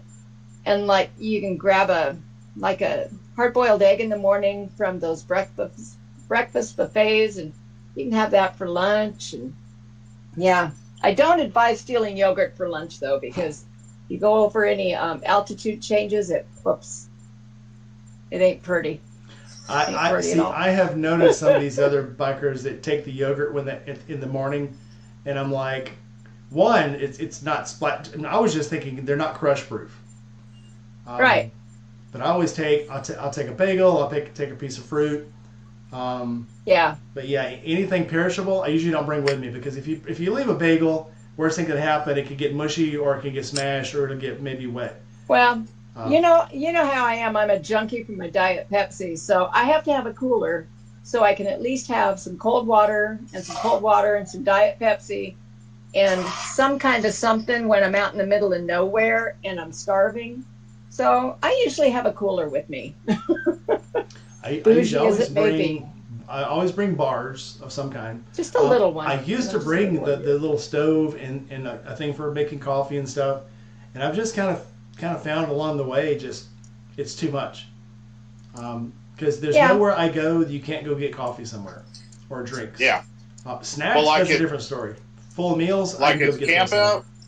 It's camp out. You're 5 minutes, literally 5 minutes or less away from the Wawa. Yeah. So and that's the best coffee ever. I mean, not to beat down QA. And I'm not QT talking about when favorite. I'm not talking about when I'm there though. I'm talking about when I'm traveling because I don't put as many miles in a day as some people do, but when I'm out in the middle of nowhere, sometimes I want some food, and I don't want it to be some kind of questionable shit that I'm pulling out of my saddlebag, because I don't have a big stomach capacity. If I buy a sandwich, even a half a sandwich sometimes is too much. I went to this one place in Colorado, I think it was, Eagles Nest, Colorado. Anyway, they had this amazing gumbo at this one place, and I ordered a cup, and it was a bowl this big, and I ordered a half of a chef salad, and it was the bottom of a styrofoam thing. So I ate that food for 2 days.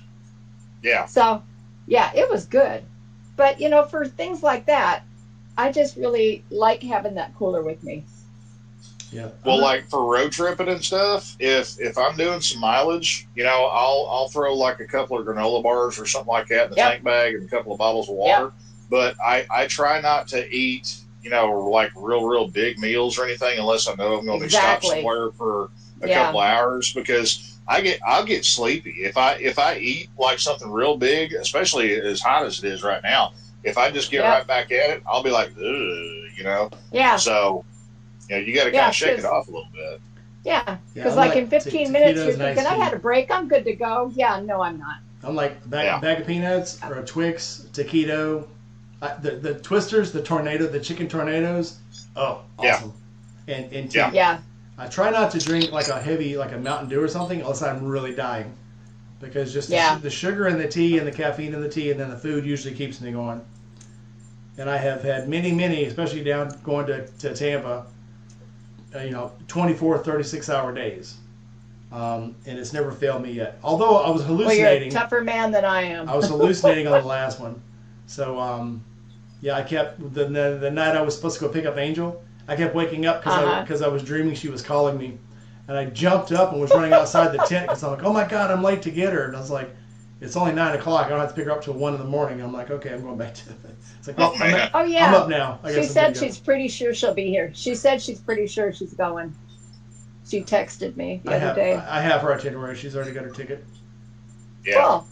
Yeah, she's locked in the pocket. Nice. But anyway, we may abduct her and show her some of the local spots here and there while she's in the area. But that'll be fun. Yeah.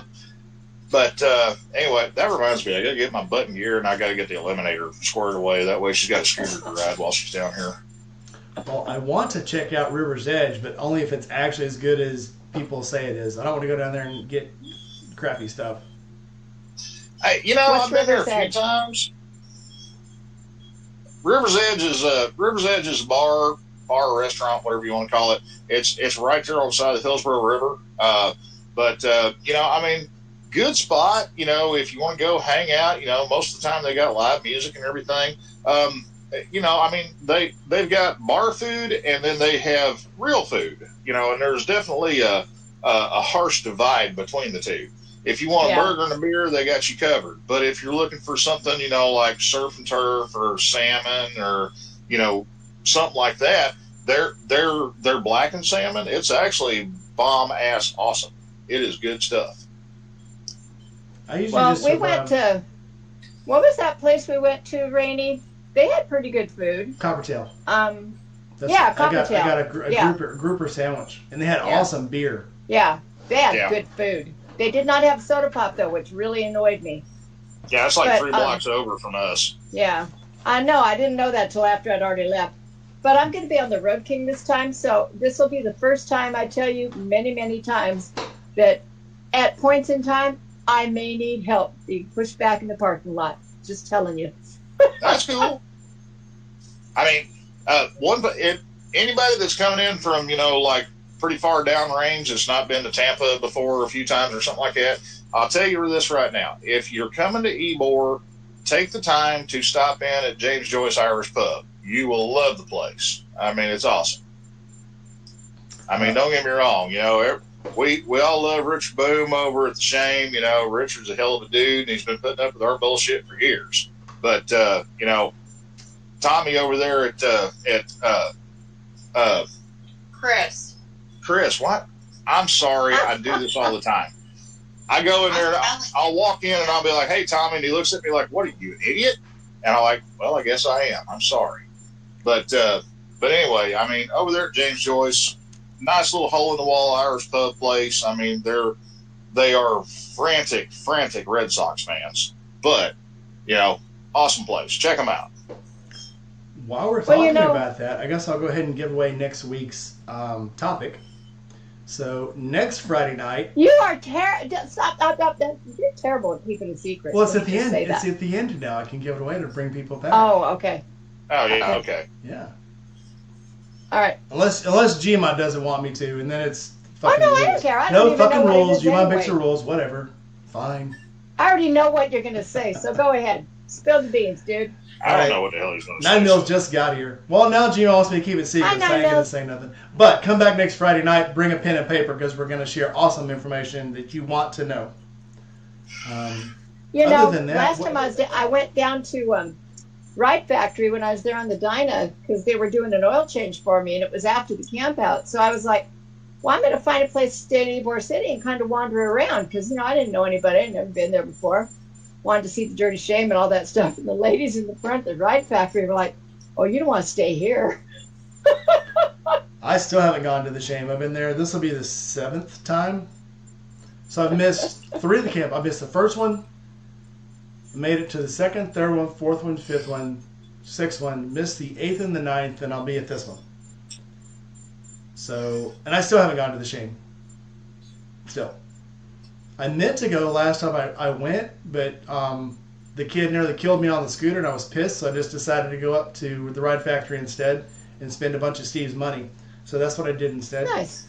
And well worth the trip. If you guys want to go hang out in a cool shop, hang out with some cool cats, literal cool cats, go up to the Ride Factory.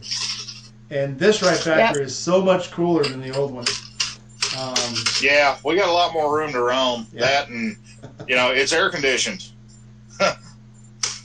So is it different than the one I was to a couple of years ago? The old shop, we had flat slap ass outgrown. I mean, we had 4 people working in the back, and everybody's rubbing butts with your neighbor trying to work and stuff, and we just had no room. And if you walk in there today, you'd think, Jesus, they need a bigger building. Yeah, we do. But the thing is, that's how much that business has grown in the last 5 years. Yeah, the old one was like a gas station. It was like a Texaco or an Exxon. Yeah, the old one, it was actually a Sinclair station back in the late 60s, early 70s. I don't know what it was after that, but and it's funny because this is I made the joke that this is like the universe's way of trying to fix itself on a video once, but the old Ride Factory building, the people that bought that, they paid $11 million for that property, and then they spent like a year renovating it, and all the old gas tanks that was under the slab, they had to take all that stuff out for EPA regs and all that stuff. But they turned it into an attorney's office, and if you drive by it, all the front is just glass windows where you can see in all the offices and everything. I mean, they went full bougie attorney's office with this, and I'm like, man, if you guys knew half of what went on in that building before y'all showed up.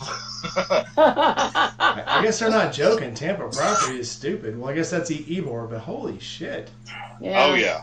Oh yeah. It's ridiculous, man. I mean, everywhere down here, the property pricing is insane, and especially like commercial property. On the main drag or front street, as you would call it. Yeah. No, you better have some damn deep pockets. So before this, so I was stationed on Coronado Island, and right around the corner from the Coronado Inn, there was a house that was going up for auction, 800 square feet. It went for $750,000. I don't doubt it. Wow. 800 square feet on Coronado Island. It is ridiculous. Which is funny. You go out on the Silver Strand, and they have a RV lot right on the Strand, and the lots there are $150 a month. You pull a trailer in there, pull a little RV, an Airstream, whatever, $150 a month. Right down the road, though, on the civilian side, you're paying $1 million for a property that you can barely as big as my garage. Yeah. I mean, when I first moved to Florida, I bought this sketchy-ass RV that was already sitting in a trailer park up at Ellis Park, and my lot rent up there was $475 a month, and that covered my rent, my water, and my trash. I still had to pay for, my internet, my electric, and all that stuff. But the thing is, this was a sketch-ass trailer park, man. I mean, you could set your watch by it every Saturday night about between 8:30 and 10 p.m. You would see, Pinellas PD and County SO come rolling through there doing a warrant check. And about half the time, they'd bring the van out and be like, oh, we got a repeat customer. And then they'd throw his ass in the back and off he'd go. Funny story to pick up repeat offenders. When me and Dinah got married, it was a flash wedding. We had this great wedding planned out. We were going to go to my mama's property on the lake. We were going to build a gazebo by the water. We were going to have this really nice wedding. We go to get our marriage license. We buy the marriage license, and then the lady's like, okay, when would you like to do this? And I said, well, I'd kind of like to do it in 2 weeks. And she goes, oh, you can't do it in 2 weeks because the judge is going on vacation. I said, oh, well, we can do it after that. And she's like, no, we don't do weddings during Mardi Gras. It's a rule. And I'm like, so when can we do this? And she goes, well, he leaves tomorrow for vacation. And I went, oh. She goes, you have until 4:30 today. It was 2:00. Oh, God. And I'm like, so I just bought a license. It's good for another 2.5 hours. And she's like, yeah. So we're at the city hall. We run down to Walmart. I shit you not. I had just got off work, so I was in jeans and a t-shirt, and Diana obviously was very well dressed. I had to go buy a nice button-up shirt and rings. We hadn't even bought rings yet, so we went to the Walmart counter, and I got my ring for like $10 and got her one for like $20. I went into the bathroom because again I just got off work, so I'm dirty and I need to shave. So I shaved in the bathroom, and I remember this kid in Walmart bathroom running outside going, Daddy, there's a naked man in the bathroom. And then the father came in, and I go, I'm getting married and I have to shave. He's like, oh, okay. This is Louisiana. So, all right. So we shave, go back up there. We're waiting outside the judge's office, and we have to wait for a parole hearing. No shit. We're sitting in the corner, and the judge goes, so what do you got to say for yourself? Yeah, I really don't. I want to get out of jail. The judge goes, nope, you're going back to jail. Sorry. The guy goes, shit. So they carry him out. So his lawyer and the clerk of the court were the witnesses, and the judge officiated. Oh, God, man. That was our wedding. That's adorable. Memorable. That is awesome. Memorable. It was a good time. Best wedding ever. And then we went to Sam's and got a vegetable tray, and that was our hors d'oeuvres. And we came back married. And everybody was so pissed because literally we had 2 hours notice. And this was before cell phones. Couldn't tell anybody. She was like, well, we just got married. And then when I finally got a better job, I actually went out and bought her a real ring. But that was our wedding. It's all right, Bubba. It was a good time. You're okay. Come here. Oh, man. So anyway, since we were going to kind of let the cat out of the bag about next week, you want to do it or you want me to do it? Go for it. It was your idea. Okay. Well, yours and Red's. Well, it was kind of a half-baked idea. But anyway, I was on the phone with Angel, Red Rider, the other day, and we had this wild idea. Hey, how about we all get together on a live stream and, talk about like all the little hole in the wall spots of interest and places that you got to hit up while you're down here, down here for the Weirdos Camp Out. So, yeah, that's what we're going to do. I've actually got to write shit down and make a list because I know if I try to wing this, there's so much I'm going to leave out and screw up, and then I'm going to get the look from more than just the wife unit. But, yeah, it'll be a good time. So we're going to have me, you, Angel, G-Ma, if you want to sit in on that, because, I mean, you've been down here before. You got a couple of places you can throw out there at us. Well, yeah, maybe. All right, I might be cool. able to figure something out. I'm going to It'll say, be fun. Not Sure. to spoil it, but the best place to eat is down in Valrico. Is a place you wouldn't even think was a restaurant. Because which one are you talking about? on the front, all it says is bar. I saw a video of Josh's about that one time. A long time back, actually. I don't think I know what you're talking about. It's right. It's literally 2 blocks. Once you turn off of Little Stearns Road. Yeah. And go down Stearns Road, take a right, go down like 2 blocks, and it's on the left-hand side. Huh. Yeah, I know. I didn't know it was that close. I took Angel there, and she got. That's where we're talking. When Angel talks about having the biggest tacos she's ever ate in her life, that's where we went. And actually, Nice. The person that told us to go there was Joey and Lala. So, thanks, Joey. Well, see, Joey's in the comments right now talking about Stein and Vine. I personally have never been to Stein and Vine, so I can't say. I never have either. But I would like to go to Stein and Vine. It was, all it said on the outside of the place was bar. 9 Mil says that it says pub. Pub, that's what it says, pub. You would never know what was inside it. I have to be on the lookout for that one because, like I said, I've never been. Yeah. I've never even seen It was it. fantastic. There was a lady next to us eating steak medallions with roasted onion gravy. It smelled so good. So, Keith Huntsman, sounds that all live fancy stream and will be shit. next Friday this time. Keith is wanting to know when are we going to be doing that. same time. Yeah, 7 same bad Central. time, same bad channel. Same bat channel. 7 Central. Yeah, we're gonna have to work out the time zone thing with Angel because I'm not.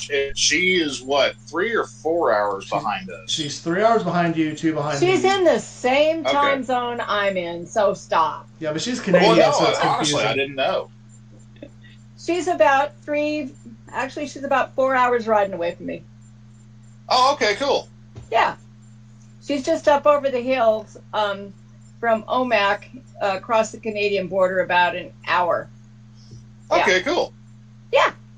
Well, the difference is, so when we start here at 7 o'clock my time, 5 o'clock GMA's time. But in Red's time, it's 5 o'clock.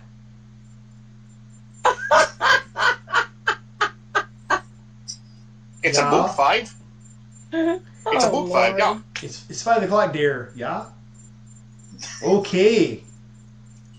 Canada, eh? The live stream starts whenever we get back from Timmy's. Don't you know? Don't you know? I don't know if that was a very bad Canadian accent or a Scottish bullwinkle. I'm That so was pretty confused right Canadian. I mean, I am not sure what the heck that was, dude. now. nope, Me neither. that was pretty Canadian. You can't overstretch. The worst Canadian accident is the ones from Saskatchewan. They're so high pitched. Yeah, I'm from Saskatchewan. Eh? Yay. What was the Saturday Night Live guys? They were from Saskatchewan. Oh God. The Strange Brew guys. Why can't I remember what their names were? Rick Moranis and Yeah, the other dude, Dan the Aykroyd. McKenzie brothers. the McKenzie brothers. Oh. They were Yeah. from Saskatchewan. Yeah. Hi, I'm from Saskatchewan. Hey, why you laughing at me? Hey, what's wrong with you? Oh. Anyway, all right. 9 o'clock. Okay. We've had our 2 hours of fun. So, final thoughts, Joe, Derek. Final thoughts. Let's see here. This may sound like I'm preaching, but the thing is, if you're making a long distance trip, might be a good idea to make you a little pre-ride checklist. That way you don't get 5 hours away from the house and go, shit, I forgot that. You know, I mean, it sounds like common sense, but believe me, I have lost track of how many times I've thought, you know, I meant to write that down and I didn't, and here I am. I can ride to work every day, ride 2 or 3 hour ride on the weekends, but all of a sudden when I leave for a long trip, I'm stopping like every 5 minutes for the first 30 minutes because I think I forgot something. Right? I better For check. me, it's my wallet. I better check. I mean, if I don't pat myself on the ass, you know, within the first half a mile of leaving the house, it screws up my whole day. My sergeant used to call it doing the Macarena. You go, Well, at least somebody's doing it, huh? Yeah, well, you know. or you wiggle your butt into the seat to see if it's uncomfortable. You're like a rocket. No, Oh, there I it just is. reach over Okay. there. Oh, there it is, yeah. I don't know. When I see people doing that on their bikes, I'm like, oh, they must have to You're fart. trying to fart. Yeah. Uh, I'm checking for a wallet. it's I'm checking for imbalance. it's like stupid rare that I ever forget my wallet, but when I do, I feel so naked because my whole life is in there. Well, so Well, I left my debit card behind one time, and I suffered the whole weekend because the person I was with did not ever want to dip into his wallet to do anything. Right? Finally, I was like, okay. So I make it easy when I go on long trips like that. I wear a fanny pack, but I wear it on my belly. So I put my wallet into it, my extra batteries, I put my keys in it, my remote, everything. And every once I'll go to drive off, and I'll go, shit, did I drop my wallet? Shit, did I zip it up? Shit, is it still clipped? Shit, is this? And I'll have to stop, pull off on the side of the road, go through it, and I got my helmet on, so I got to flip my helmet up and like look sideways because I can't see over my fucking jacket, or I've got my rain jacket on. Now I'm trying to unzip the rain jacket, look under everything to make sure it's zipped and shit. And you know what's fucked up? It's always zipped. Yeah. Oh, yeah. It's always zipped. But if I didn't check, I'd worry about it the whole. Yeah. The it's, one it's that time. paranoia that lives right about here. Yeah, the one time I go, Or it's if it zipped, no wasn't problem. zipped, I'll get it there would and have zip been it. perfectly fine because it was all tucked up in there. Yeah. But now that you're fumbling around looking, it was unzipped. So Now I'm knocking shit there out. goes everything. Yeah. Yep. Yep. All right, so cool. Next Friday night, 8 o'clock my time, 7 o'clock his time, 5 o'clock her Yep. time, and 5 o'clock Yep. Angel's time. So, yeah, cool. Yep. And Cool. 6 o'clock Good. nobody's time. Yeah, the people in the middle, you're sorry. You got to either, you know, jump up and step up, get a little bit Oh. ahead, or you just going to have to be patient and what? Maybe 6 o'clock Doug's time. Arizona, maybe Mountain time. I don't think Oh, so. yeah, I forgot Doug was in Oh, Arizona. yeah. So Yeah. Doug counts. Doug counts. Yeah, Doug Yeah. counts. All right, Gma, your turn. Final thoughts. Well, my final thoughts as far as making sure that I don't forget anything, Joe. My strategy is always I start the pack pile in the corner of my room, and I pack early, and I refine it from there. If I was to happen to forget something, my daughter can overnight it to me if it's something I can't live without. And if I can live without it, there's always a store down the road. So that's my rule. Yep. My final thought is, if you guys haven't already, so we're still trying to support Angel, go to Joe's Patreon, look for the Patreon Oh, link, yes. and give to Angel. He's a swell, cool dude, and man, he's having a hard time right now. He'll be off work for how I long? appreciate We should- that. And aching for We a should long clarify that we're talking about a different angel than red. Yeah, Different Angel than Red. So if not Red Rider. Wife Unit, if you want to throw that link up there, you're a moderator for that reason to do special shit. So Although we do love Red Rider. we She do love does Red not Rider. need financial help from us at this time. No, she's making Joe plenty. has a friend She's that baking. needs some financial help. So, Actually, hang on just a second. I may have it here handy. Where's the link at? There. But while they're doing that, if you guys haven't done so yet, go ahead and feel free to go to my channel and subscribe. go to Gma's channel because she sporadically will jump on and not say a fucking word, just down there for 20 minutes, just looking at you mouthing. I think she had volume. I think she was just she was making fun of Got us. I just posted it. I was just fucking with people. Did you put it down in the comments? Cool. Yeah, I put it in the comments Okay. over on the tubes. So look down in the comments. Okay. Yeah, look down in the comments and go there. Okay. Give $10. Give $10. If just a few of you just gives $10, $20, it goes a long way. You know. Yeah, Angel's because, gonna I be- mean- that could be gas, that could be food, that could pay a light bill. So give Yeah. what you can. You don't have to go crazy. If you can't afford it, cool, no big deal. But if you can afford to help out, this is a great cause. He's an awesome dude, and I haven't got to meet him yet. So So. Looking Well, it forward looks a to it. lot like you, just shorter. Hey, look, I've got a halo. I love him already. Shit. Got a halo. Oh, wow, you do. All right, gang. All right, guys. Bye. Love you all. Like, comment, Cool. subscribe, hit that bell. Hold on. We gotta get the porn music going here. Oh, yeah.